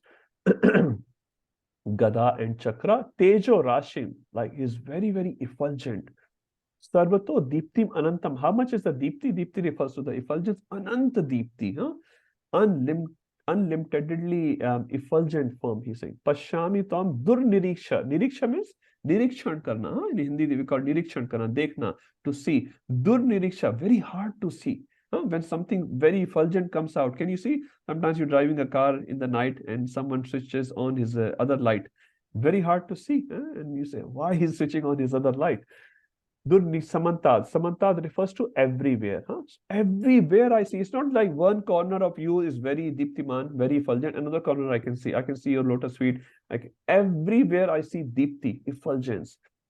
Deeptan Alarka. So Arka refers to, we had a devotee in Sydney temple, someone might remember, Arka Das. Very, very nice devotee. Arka refers to Surya. So Deepti Analarka. Dyuti Aprameyam. Aprameyam is immeasurable Dyuti. So basically, Arjuna is saying, your form is extremely effulgent. I see it everywhere. And I also see crowns. I see Gada and Chakra as well in your form. So slowly he's trying to identify different things in that form. But he's still sort of saying, very effulgent. 18.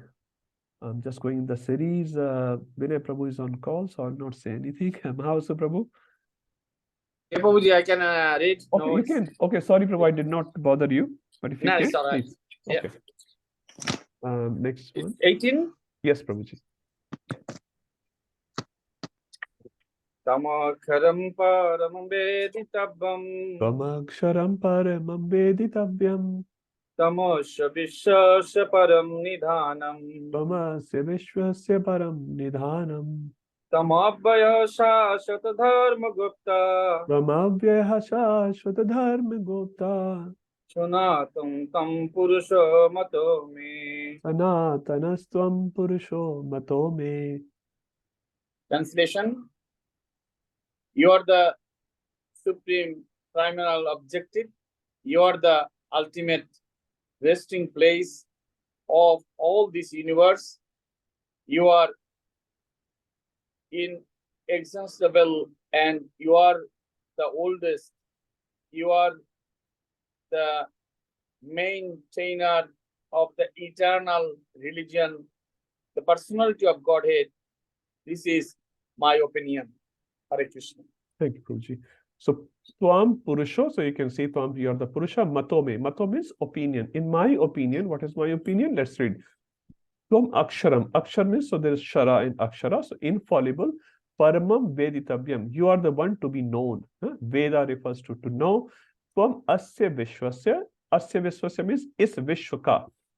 For of this Vishwa, Paramam Nidhanam. Paramam Nidhanam is you are the supreme abode. Everyone takes shelter of you. Tvam Avyayaha, inexhaustible, Shashwat, eternal, Dharma Gopta. You are the one who knows the Dharma. Sanatanan, you are again eternal Purusha. Now he is referring again to Kiritinam and Gadrinam, to that supreme person who is showing the form rather than to the form. 11:19. Now, so Prabhuji. Hare Krishna. Hare Krishna. Anadimadhyantamanantaviryam. Anadimadhyantamanantaviryam. Anantabahum Shashisurya Netram. Anantabahum Shashisurya Netram. Pashyami Tvam Deeptahatasa Vaktram. Pashyami Tvam Deeptahutasha Vaktram. Swatejasa Vishvam Idam Tapannam. Swatejasa Vishwamidam Tapantam. So, you are without origin, middle, or end. Your glory is unlimited. You have numberless arms, and the sun and the moon are your eyes. I see you with blazing fire coming forth from your mouth, burning this entire universe by your own radiance. So Anadi, Anadi again, no Adi, I cannot see your Adi. Madhyantam, so Madhya and Antam, so I do not see Madhya and Antam. Ananta Viryam, you are very, very powerful.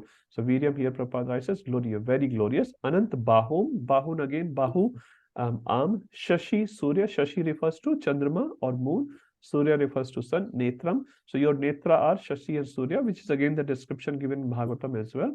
So sun and moon are the eyes of the Lord.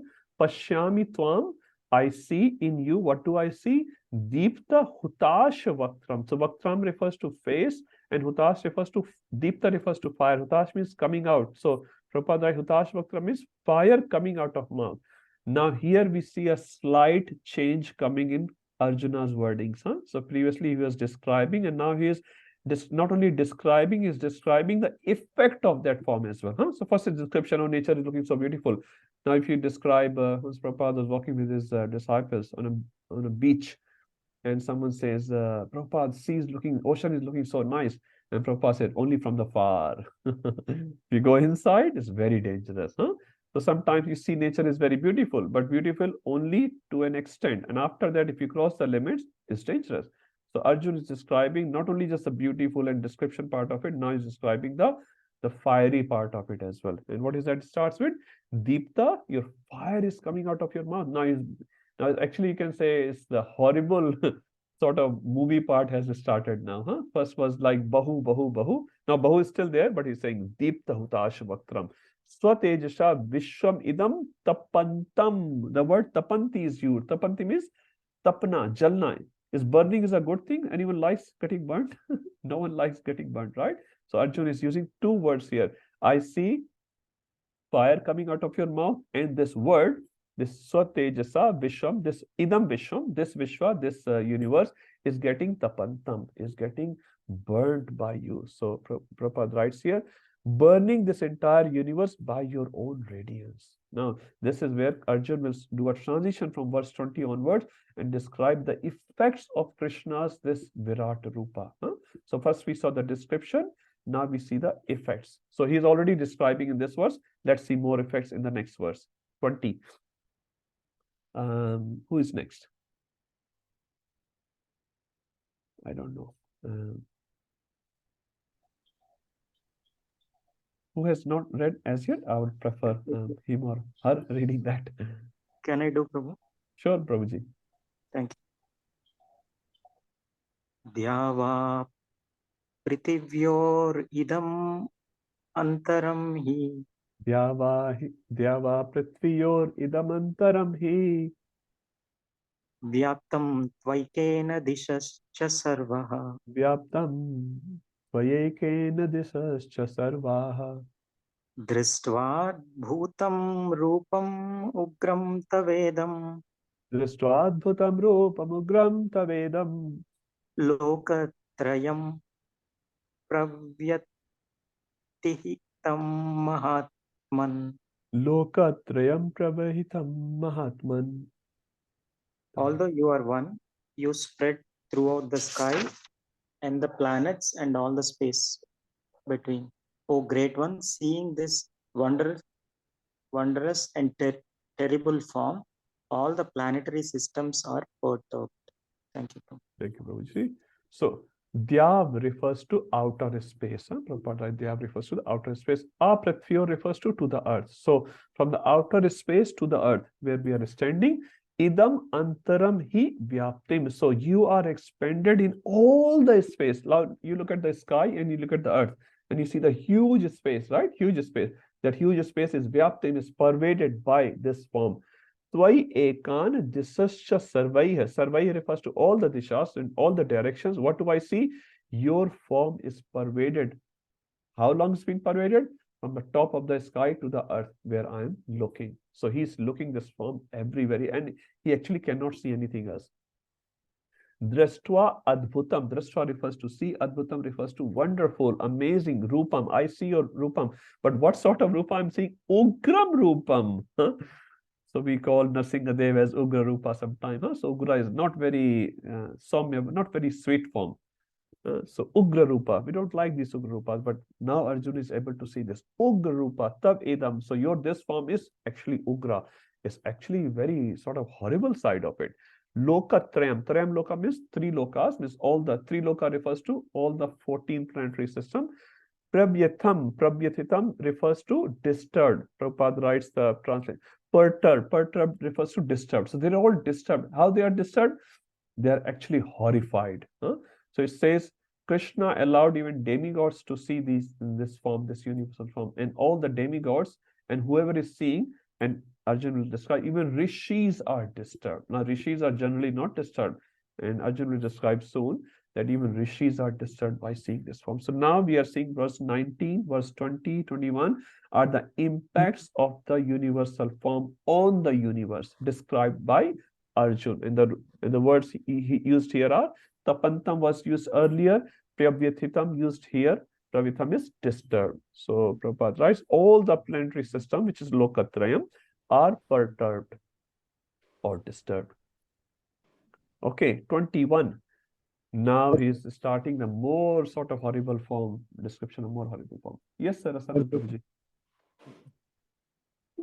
Amihi tvam sura sangha vishanti. Amihi tvam sura sangha vishanti. Kichad bita pranjanalayo granati. Kechid bhitaha pranjalayo grananti. Swasti uktava maharishi siddha sangha. Swasti titva maharshi siddha sangha. Stuvanti tvam stupati pushkalabhi. Stuvanti tvam istubhihi pushkalabhihi. All the hosts of demigods are surrendering before you and entering into you. Some of them, very much afraid, are offering prayers with folded hands. Hosts of great sages and perfected beings crying, all peace. are praying to you by singing the Vedic hymns. Hare Krishna. This is one of the toughest chapter actually in Bhagavad Gita in terms of, the verses are not so easy. I'm remembering the name Anand Prabhu's daughter. She every year reads this chapter, and all glories to Mataji. She reads quite well actually these chapters. It's 55 verses. All the verses are a little bit difficult verses. Anyway, so Ami hi tvam sur sangha vishanti. So vishanti refers to entering. Sur sangha refers to sangha means group. Sura means demigods. So I see the group of demigods entering. Where they are entering? Tvam, in you. So now Arjun is describing this other side, Ugra Rupa of this form. So I am seeing Amihi. He refers to certainly. It's not an imagination. It's not an imagination. He's seeing that happening. What is seeing that happening? Sura Sangha, the group of demigods, Vishanti, entering into you. Kechit, some of them, so they're entering, but Kechit, some of them, Bhita. Bhita refers to Bhaya. Bhaya refers to fear. So Kechit Bhita Pranjalyo Grananti. Pranjalyo means folded hands. Grananti means ga rahe hain. They are singing about you. Please, please, please. Because they are entering into your fiery mouth. So this is the impact on the demigods. What's the impact on the rishis, who are very, very cool personalities? Swasti iti uktva. Swasti, swasti, swasti. Swasti means shubho, shubho, shubho. Iti uktva, aisa kehkar. So they're saying like that. Maharishi Siddha Sangha. Sangha again refers to the group of them. So it's not just one rishi who is fearful. Group, he's the group of rishi. He's saying Swasti, Swasti, be peace, be peace, be peace. Istuvanti asi stuti. They are pray. Stuti means to pray. Tuam istubhi pushkalabi. Pushkalabi refers to through Vedic hymns. These rishis are saying Swasti, Swasti, Swasti. Swasti means let it be auspicious, let it be auspicious, let it be auspicious. And Prabhupada writes, hosts of great sages and perfect beings trying all peace means Swasti, are praying to you by singing the Vedic hymns. So everyone is very disturbed actually.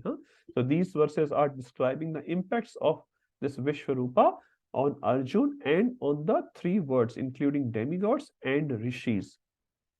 Okay, next one, Sundar Gopal Prabhu, would you like to read? Hare Krishna. Yes, Prabhuji. Hare Krishna.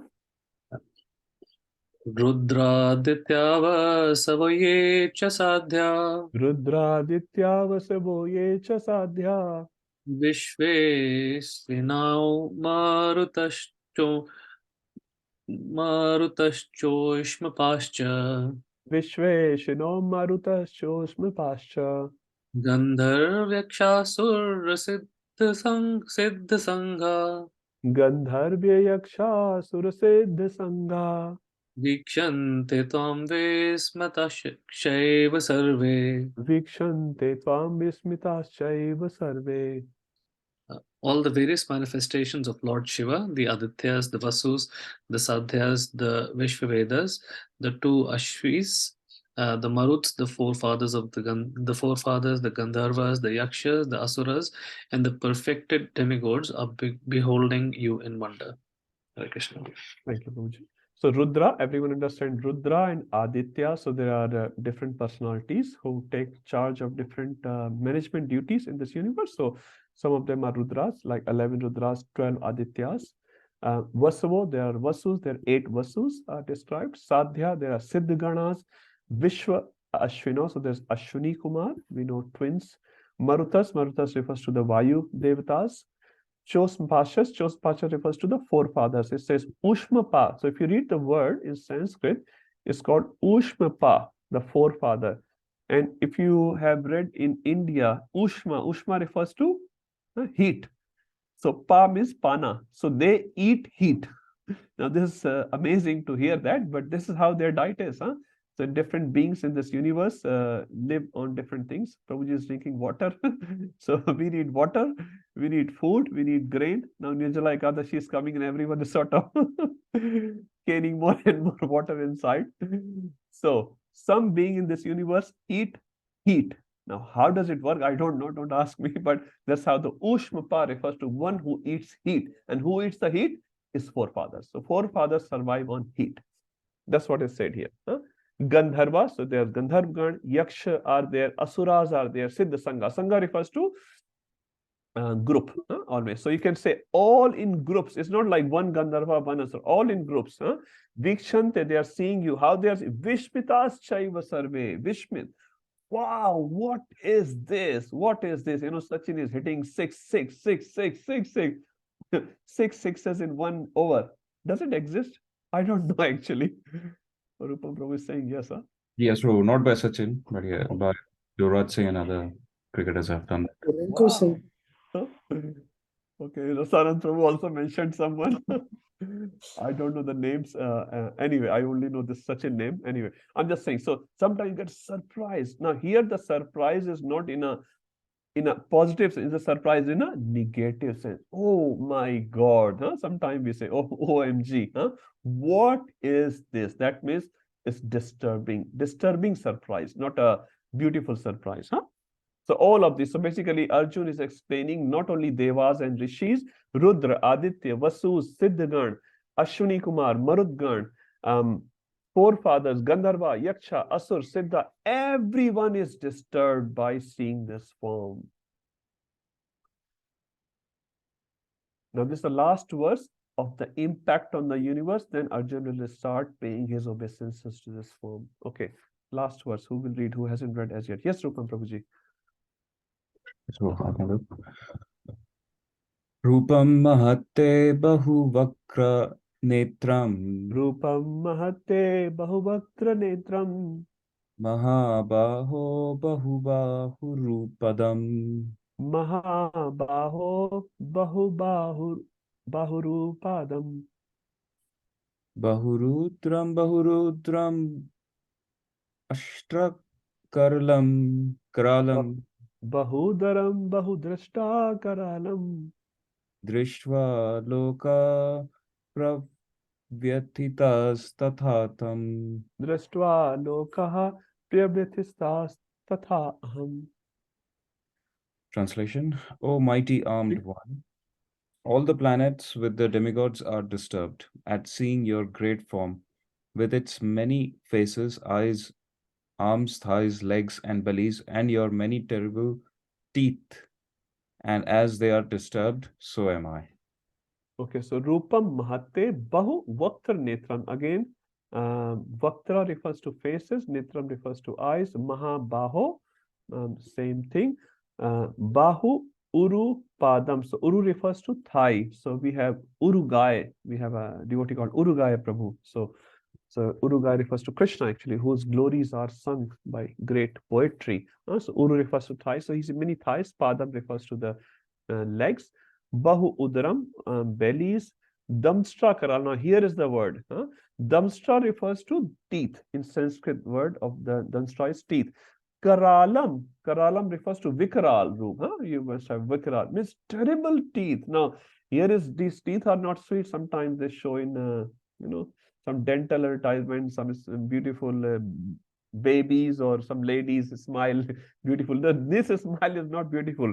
Damstra Karalam, terrible teeth. You see sometimes in Mahabharata or other series like that, you see the Asuras have very big teeth. One of the characteristics of the Asuras is having big teeth. So this Krishna's teeth are also very bhayanak, Karalam. Drashtva Lokaha, and Loka means all the 3 lokas which are looking at you. Pravyasthitam. Pravyatita refers to again disturbed or perturbed, as Prabhupada writes. Tatha aham, and the most important word here is in the last. So not only they are disturbed. So sometimes a TV commentator is describing this is happening, this is happening, this is happening. Everyone is disturbed. But tatha aham, I am also disturbed. So here Arjuna starts accepting. Actually, you know what? I am also very disturbed by seeing this Kala Rupa.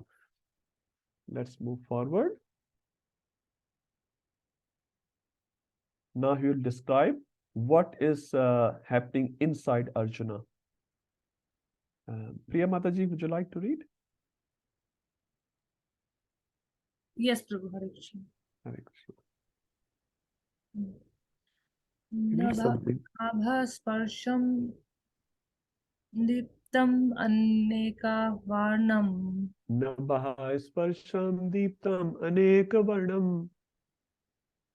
Vyatnanam Dipta Vishalanetram Vyatananam Deepta Vishalanetram Drishtva hi tvam pra- Pravyatinantaratma Drishtva hi tvam pravyathitantaratma Dhritim na vidhami samam cha Vishnu. Dhritim na vindami shamam cha Vishnu.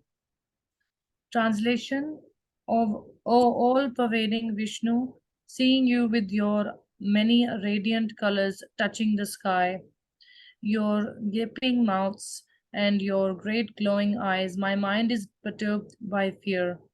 I can no longer maintain my steadiness or equilibrium of mind. Hare Krishna. Hare Krishna. So Nabha is Sparsham. So your form is touching the Nabha. Nabha refers to the sky. Sparsham is your head is touching the sky. Deeptim anek varnam. So varnam refers to color. I see multicolor. Deepti, I see Agni of multicolor. So I see many colored Agnis here. Vyaktanam. Vyaktanam refers to your mouth is wide open. Wide open. If you remember in Srimad Bhagavatam, when Mother Yashoda tells baby Krishna to open it, the mouth, he says, Vyadehi, Vyadehi. Vyadehi means open your mouth. Mukh kholo, mukh kholo. So Vyattanam. If you see in B.R. Chopra Mahabharata, you see a big mouth of Krishna is open. Vyattanam. So deep the Vishal Netram. And in from your eyes, what's coming out? Blazing fire coming. Vishal Netram. Your netra are Vishal in the eyes. Blazing fire is coming out. Drashtra hitvam. By seeing you, he certainly pravathitam antaratma. मैं अंदर से डर गया हूँ. I am fearful from antaratma, from inside. Pravatita, I am disturbed. And what's happening outside?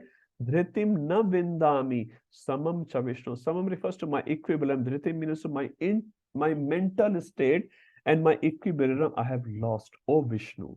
So you can say many things are given in this verse. One important thing is he's recognizing this personality as Vishnu. Why? As we were discussing earlier, Sarve Vishati iti Vishnu, because he exists everywhere, and Arjuna is able to see this form being stated everywhere. So he's saying, hey Vishnu, I am not able to hold my mental equilibrium at this stage after seeing your form. So in the last one, he says, I'm scared. So Devas are scared. I'm also scared. Now he's explaining a bit more explanation, the impact of this form. Let's move forward. 25. Now from 25 onwards, he starts offering his obeisances because he is fearful. So first he described the Virata Rupa, then he described the impact of that Virata Rupa in the 3 words, then he described the impact on him in 2 verses, 23 and 24. Now 25, he starts offering his obeisances because he is fearful now. Let's see how he is offering his obeisances. Akhand Rasa Prabhu, would you like to read? Hare Krishna. Hare Krishna. Damstrakarani chate mukhani. Dranshta karalani chate mukhani. Drastvaiva kalanala sannibhani. Drashtaiva kalanal sannibhani. Disho na jane na labhe cha sarma. Disho na jane na labhe cha sharma. Prasida devesha jagan nivasa. Prasida devesha jagan nivasa. Translation. O Lord of Lords, O refuge of all the worlds, please be gracious to me. I cannot keep my balance, seeing thus your blazing death-like faces and awful teeth. In all directions, I am bewildered. Hare Krishna. Hare Krishna. Damstra karalani. So same word is used. Damstra is teeth, dant, karalani, very bhayanak dant. Chate mukhani, and your mukha is also now very terrible. Drashtaiva kala anal. So this word is very nice. Kal anal. So kala anal refers to kal anal. Anal refers to anal, or anil refers to agni or fire. Kala anal means the agni which is used at the time of annihilation. So agni which is used at the time of annihilation is very big. So I see that in you. Sannibhani, I see that in you. Disho na jane. And what's the impact? Disho na jane. I'm not able to see which is left, which is right, which is top, bottom. Arjun has just lost basically of his existence. So he's not able to recognize Disho na jane. I don't know the Disha. Disha means direction. Labecha Sharma. So here Sharma is not Sharma ji. Any Sharma ji is here? Not sure. Oh, there is Sharma ji here. Okay, so this is Sharma. This is not Sharm, is not large as well. This Sharm refers to grace. This Sharm refers to grace. So there are multiple meanings. I'm also learning. Mataji is smiling. So this Sharm refers to grace of the Lord. Huh? So prasid devesha. Hey Deva Isha. Isha means controller of the Devas. Prasid means be pleased upon me. Huh? Give me your grace. Be pleased upon me. Jagan Nivasa. You are Jagannath. Huh? So please be pleased upon me because I'm not able to behold your this horrible form. So now he's offering his obeisances to Krishna. Yes, Sakhi Radhika Mataji. Prabhuji, why does this word terrible is used? When we read Bhagavatam, the word horrific is used. Like terrible is not a good word for Krishna. This is definitely not good word, but that's what he's trying to explain, Mataji. Your form, I'm not able to understand. I'm not able to maintain my mental equilibrium, and I'm not disho na jane na labe. I cannot even recognize which disha is where, which direction is. So this is right. This is the terrible form of Krishna, which no one likes. But this is the completeness of God. It says in Bhagavatam or Bhagavad Gita, the complete God is described. If you go to temple, you see nice, sweet form of Gopinath, you like it. But if you have not been to temple, for example, and you see Narsingadev form the very first time, see, what is this? This is, ripping apart a human being and then taking all the intestine as a garland and there's blood everywhere. You must have heard this incident when Narsingadev was first depicted by one of the Prabhupada disciple. So she drew Narsingadev and Hiranyakashipu like that, and there's a little red here and there. And Prabhupada saw the picture, and first thing he said, more blood, more blood, more blood. And she was like, what? Prabhupada said, put more blood there. Huh? So now more blood and ripping and all these ghastly features of God? Yes, because God is G-O-D. He is a destroyer. So without the destruction part, God is not complete. The picture of God is not complete. So what you are saying is correct, and this is what is described in Shastra. So God also has this form, Mrityu Sarvarashaham. So I come in the form of death. No, anyone likes death? No one likes death, but this is the form of Krishna. So when it comes, no one likes it, but that is the form of Krishna. Now, why does Krishna show this form? Because Krishna wants to prove boldly to all of us, do not put your attachments for the temporary. Because we love these temporary things. Sab kuch acha hona chahiye. Everything should be good in our life. But there's nothing good here.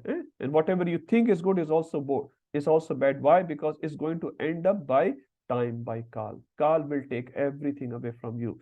Radha Govind Maharaj says, sometime in front of your eyes, sometime behind your eyes. Some things will be taken away before your eyes. You will see, my car is gone, my mobile is gone, and my house is gone. You will see in front, or after your eyes. When you die, people will take away your possessions. So Krishna is putting this very bold statement here. Everything is temporary. So don't put your attachments for the temporary. Put your attachment for the eternal, which is Krishna or his holy name or his katha or his sadhus. Okay. It is terrible. It is horrible. But that's what the point is. Okay. Any Sanskrit scholars here? Where is the Sanskrit scholar? Rupam Prabhu is smiling but not opening. Deva Mataji, is your turn? No. Okay, Shraddha Mataji or Vijay Gopi Mataji. You can choose. They are all good Sanskrit ones. Okay. Ami cha tvam dhritarashtrasya putraha Ami cha tvam dhritarashtrasya putraha sarve sahevavani sanghe sarve sahevavani sangaiha Bhishmo drona sutta putrastatha saho Bhishmo Dronah Suta Putras Tathaso Sahasmadiyerapi yodha mukhya. Sahasmidiyerapi Yoda Mukhyaha. Mataji, you want to continue? Vijayagopi Mataji, you want to continue? Yes, ma'am. Yes, ma'am. Vatrani te tvarmana vishanti Bhadrani te tvarmana vishanti damshtra kalalani bhaya nakani Dranshta karalani bhayanakani kechit Vilagna Dasanantarashu Kechid Vilagna Dashanantareshu Sandrasyante Kurnirai Uta Manaha Uta Sandrash Managai. Sandrashante Chuniuttara Chuniteruttamangaiha.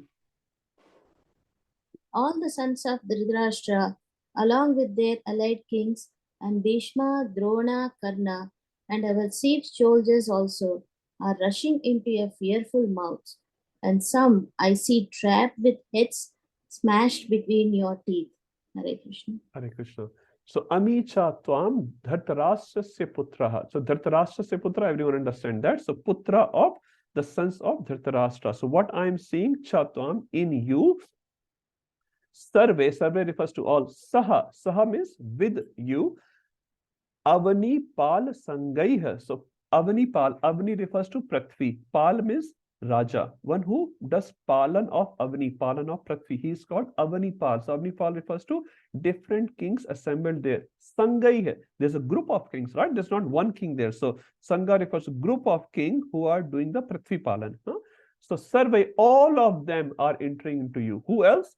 Bhishmo, Bhishma Pitama, Drona, Sutaputra, Sutaputra refers to Karna, Tathastha. So all of them are also, so not only these Avanipal Sangaiha, means different warrior kings in a group are entering into you, but I also see Bhishma, Drona, Karna entering into you. Sahasma Diye Rapi Yodha Mukhya. And Yodha Mukhya means Yodha Mukhya. Mukhya Yodha means prominent warriors from our side. So Asma Diye, Asma refers to this side. So not only on the Kaurava side, I'm also seeing the Pandava side. Mukhya Yodhas on Pandava side was, like for example, Ghatotkacha was there. Who's the commander-in-chief of Pandavas? Draupadi's, Drishtadyumna was there. So there are different Yuddha Mukhya from this side as well. They're also entering. So not only Kauravas are entering, even the Pandavas are entering. Anyone knows how many were left after the Yuddha? Just a side question. 12. 12, yes. Who are they? Five Don't ask that Pandavas. one. 5 Pandavas, that's correct. Krishna, Satyaki. So Krishna, 7 five Pandavas. Kripacharya. From the other side, thank you. Kripacharya. Ashwatthama. Kirthavarma. And one of the sons of Dhritarashtra, who is said was born of a maid. Yutsu. Yusu, that was the son's name? Okay, Yusu was also there. So there are 12 personalities left. So everyone entered into the mouth of Krishna. Vaktrani te tvarmana vishanti. Vishanti refers to entering. So they are entering into your vaktra, into your mouth. They are all entering. Drashta karalani bhayanakani. Sakshi Mataji, if you have not read word bhayanakani, boldly is used here. Bhayanak. So it's not a soft form of Gopinath. This is bhayanak form of Gopinath. Horrible, terrible, whatever word you want to use. Bhayanakani is used here. Dansta karalani, very bhayanak teeth. And the whole situation is very ghastly. Kechid vilagna dashantareshu sadranshante. So dashantareshu means in between your teeth. Antar means the gap. They're entering into the gap. And what's happening? Sandrashante. They're getting smashed against the teeth. Chuni taira. Chuni means churan. Everyone knows churan. I think even South Indians will know churan. Mataji, the powder. They made up some chuna, goli. What do you call it? Hajmola or something like that. Gunpowder. Gunpowder from No, gunpowder is idli and dosa. This is for the betel nuts, isn't it? From betel. But you're not understanding what Rupan Prabhu is asking. Gunpowder in idli and dosa. Understand the point here. Yeah. Okay. Sandranshante. Sandranshe means are seen chunitaire. They are becoming like a chuna, like a powder. Uttam angai hai. Uttam angai refers to, what is the uttam anga in our body? Head. Head is our uttamanga. Uttam means the best part. Like body may survive without a hand, without a leg. Can body survive without the head? No, it's not possible. So head is considered the uttamanga. And Prabhupada writes here, uttamanga refers to the head. So they are getting smashed against the teeth of this Virat Rupa, and their head is getting smashed. Because when they enter into the mouth, what will enter the first? The head will enter the first. So it's a very bhayanak form. Let's read one more verse and then we'll stop because this relates to this verse. Oh, actually, this 28. Okay. I will not read this because this is a philosophical verse. Okay, we'll stop here. 28, 29 is the philosophical verse, and 30, 31. There are 4 more verses which is left. Now the 28, 29, very nice verses, and they have philosophy in it. So we'll discuss next week. Yes, Vijay, Gopi, Mataji, or Rasan and Prabhuji. So, Prabhu, why Krishna is showing such Bhayana Rupa, like just to make us feel that Gopinath Rupa is very, very nice, and what is the reason showing such terrific Rupa? As I was saying earlier, Mataji, just to show the completeness of God. First part is completeness of God. God is not who's the generator, who's the operator, he's also the destroyer. Now, no one likes to lose anything, but when we lose, do we get disturbed? Usually we do, right? But time takes many things away from you, and not only things away from you, even you away from you. So time takes everything away, and no one likes that. When the death happens in a family, or even a disease comes in a family, people are disturbed in the family. But it happens. So Krishna is showing this very sort of vibhas form. In Sanskrit, the word is vibhas. Vibhas means very terrible form. Is showing this form just to make us aware of it. This is my form. That's the first thing. I am God. So complete picture of God includes all the aspects of God. When the baby comes in a family, everyone is happy. Baby is going very happy. When the baby leaves, my Harshashok, for example, Chitraketu Maharaj. Chitraketu Maharaj was so disturbed. Coming the baby and baby developing or anything coming in our life, positive thing I mean. Very nice, very nice. Money comes, job comes, izzat, respect comes, fame comes. We all love it. When it goes, we don't like it. That's a part of this nature, material nature. It has to happen. And why Krishna shows us? As I was saying earlier, Krishna wants to show us, don't put your attachments for this temporary. Put your attachment for the eternal. And Krishna says, nothing here is actually eternal. Nothing here is eternal. So redirect your prema, your asakti, your attachments to the eternal form. And the eternal form only exists of Krishna. So in the material nature, this is a part of nature, and you have to see this. You have to see this. And that's how you get vairagya. Some vairagya at least. Actually, you know what? It's going to end very soon. And if it goes to end, like Radha Maharaj was telling in one lecture, better you give your money or other things in that sense to Krishna voluntarily. Otherwise, he will take involuntarily, isn't it? Like you have, $100 in your pocket to give voluntarily to Krishna, rather than Bali Maharaj was very intelligent in that sense. He says to Shukracharya, if you read in 8th canto, it's very clear, he said, if I don't give him, if he is Vishnu, he will take it anyway. Because no one can defeat Vishnu. If he is Vishnu, he will take it. So rather I give him, rather he taking from me. So Bali Maharaj said, I will give him. One of the reasons he gave. He gave many ones. He said, if he is Vishnu and I don't give him, if he wants to take it, he will take it. Bhakti Maharaj said, and Bhaktivinoda Thakur also, if God wants to give, what these two hands can hold. And if God wants to take, how much you can hold from these two hands. If God wants to take, he will take. So it shows that picture of God for our benefit. He says temporary should open the door for the eternal. So temporary should open the door for the eternal. So when we see the temporariness in the world, it opens the door for the eternity. So that's a few reasons why Krishna is showing this one. Thank you, Prabhu. And sorry, Prabhu, I just had one more this time. Yes, like Narsinghadev Rupa is also, very fearful. Yes. But Prahlad Maharaj was not fearful at all. But Yes. Arjun is so fearful of this. Yes. So how can we relate to these two? If you Okay, don't mind. I'll say a few words. So one more point actually comes from this question, which I should have mentioned. It's nice you mentioned this question. So devotees actually are not fearful of Lord's this form. So if you see, Prahlad was never scared of Narsingadev form, although Brahmaji, even Lakshmiji was very scared of the form of Narsingadev. So Prahlad was not scared. So in that sense, when you see this Arjun, this form, you can see Arjun has this Braj. So there are Braj Parikar and Dwarka Parikar. So Arjun is a Dwarka Parikar. So when Dwarka Parikar see this form of Krishna, opulence form or a horrible form, there is a change in their heart. And that's why I was saying they will start paying obeisances. When Mother Yashoda saw the Virat Rupa, not Virat Rupa, the universal form in the mouth of Krishna, Was she scared of Krishna? Did she pay obeisance? She did pay to the obeisance to the deity of Narayan in her house, that, hey Narayan, please correct my buddhi, because I'm seeing all this form in the mouth of my boy. So she never had the change in the heart. For her, Krishna is always a baby boy. But in the Dwarka Parkar, there's a change in the heart. Sometime Arjun will say Krishna, hey Yadav, hey Saket. You'll see in the same chapter, like joking with Krishna when he is eating, when he is playing with Krishna. But another time, he says, oh, Krishna is the Supreme Personality of Godhead. And that's the difference between Braj Parikar and Dwarka Parikar. And that's why it says Braj Parikar serve Krishna in the best possible way. It doesn't mean Arjun is a less devotee or something like that in that rasa, because Krishna likes him not to be identified as God, which they do in this sense. So it's different parikars, different associates of Krishna in different mental situation, but they're all great, great devotees. Okay, it's 5:56. Mausavru, is there a short one I'll take? Otherwise, we can do it next time.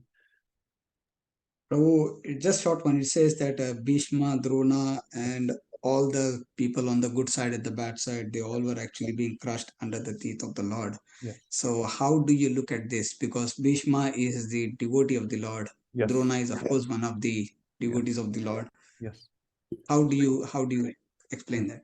So you will see the answer in 11:28, Prabhu. I'll leave this for the next time. That's good. Question is correct. Krishna knew about this question from Mahavasu Prabhu in 2023 on 28th of May in Sydney.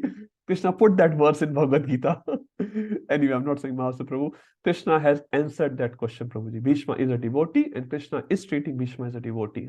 Although it's explained in this verse like Bhishma is also entering, but how Bhishma is entering, that will be explained in 11:28. And that's where I say it's a philosophical verse, the next one, and we relate it back to Bhishma Drona as well as Kauravas. It's a big verse actually, 11:28 and 29 both. Very beautiful verses for sadhakas. We'll explain next week. If there's any questions, please write it, no problem. Our time is with us and we can do next week. Sorry, Prabhu. Yes, Mataji. Sorry, Prabhu, just want to ask, next week, is there class, this Snan Yatra? Yes, so thank you, Mata, for reminding. I forgot about it. Yes, there's definitely a class, but I was thinking, Sundar Gopal Prabhu, can we start at 3 o'clock? If that's okay? Maybe 2 o'clock? 2 o'clock? Okay. We can do earlier if you like. Earlier the better.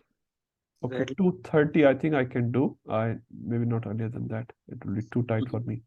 2:30 and we can start. And then if some devotees have to leave while driving and all that, totally understand. I'll also be doing temple. So 2:30 to 4:45 or something like that we can do. And one more thing, Nirjala Ekadashi is coming on Wednesday. So please celebrate. This is one of the biggest Ekadashi. Vyasdev personally have given blessings to Bhima for this Ekadashi, that if you have made a mistake unknowingly or something in any Ekadashi, so that will cover it up. If your body permits, you can fast fully till Tuesday night. You can have whatever water and food and then have it on Thursday morning. And if not possible, that's okay. Whatever levels are possible physically, but mentally try to attend Mangala Aarti. I would request everyone, all the devotees here, please come for Mangala Aarti one day. Arrange yourself in such a way so you can get up at 3 o'clock, chant 50 rounds, whatever, 48, 50 rounds on that day. Why not? When we're going to chant 64 rounds? I didn't say 64. In another class, I said 64 and someone was negotiating. Anyway, they came down to 40. I said, this is the reason I didn't start from 40. Because I knew there's always a negotiation. So please chant as many rounds as possible. Read, arrange your day in such a way. We still have 2 days. Push all your activities, whatever possible, and try to make this day a very, very special day. Very special day. Thinking this is the last Ekadashi I'm going to follow. In that way, and that have darshan of Krishna in the morning or evening, whatever works for you, but make it special. Put some effort, whatever best you can, and think it's a very special. And the last Ekadashi I'm going to have, chant nicely, read nicely, serve nicely on that day. And whatever physically possible, do that physical austerity as well. Whatever possible for different people, it will be different. Okay, let's stop here. Anything else, Sundar Gopal Prabhu? No, I think, Prabhu, that's okay. All good. So thank you, everyone. And fourth, as Mataji said, is a Snan Yatra of Jagannath Ji. So another celebration in the temple and at home as well. You can do something for your Jagannath deity. Okay, Hare Krishna, Srila Prabhu.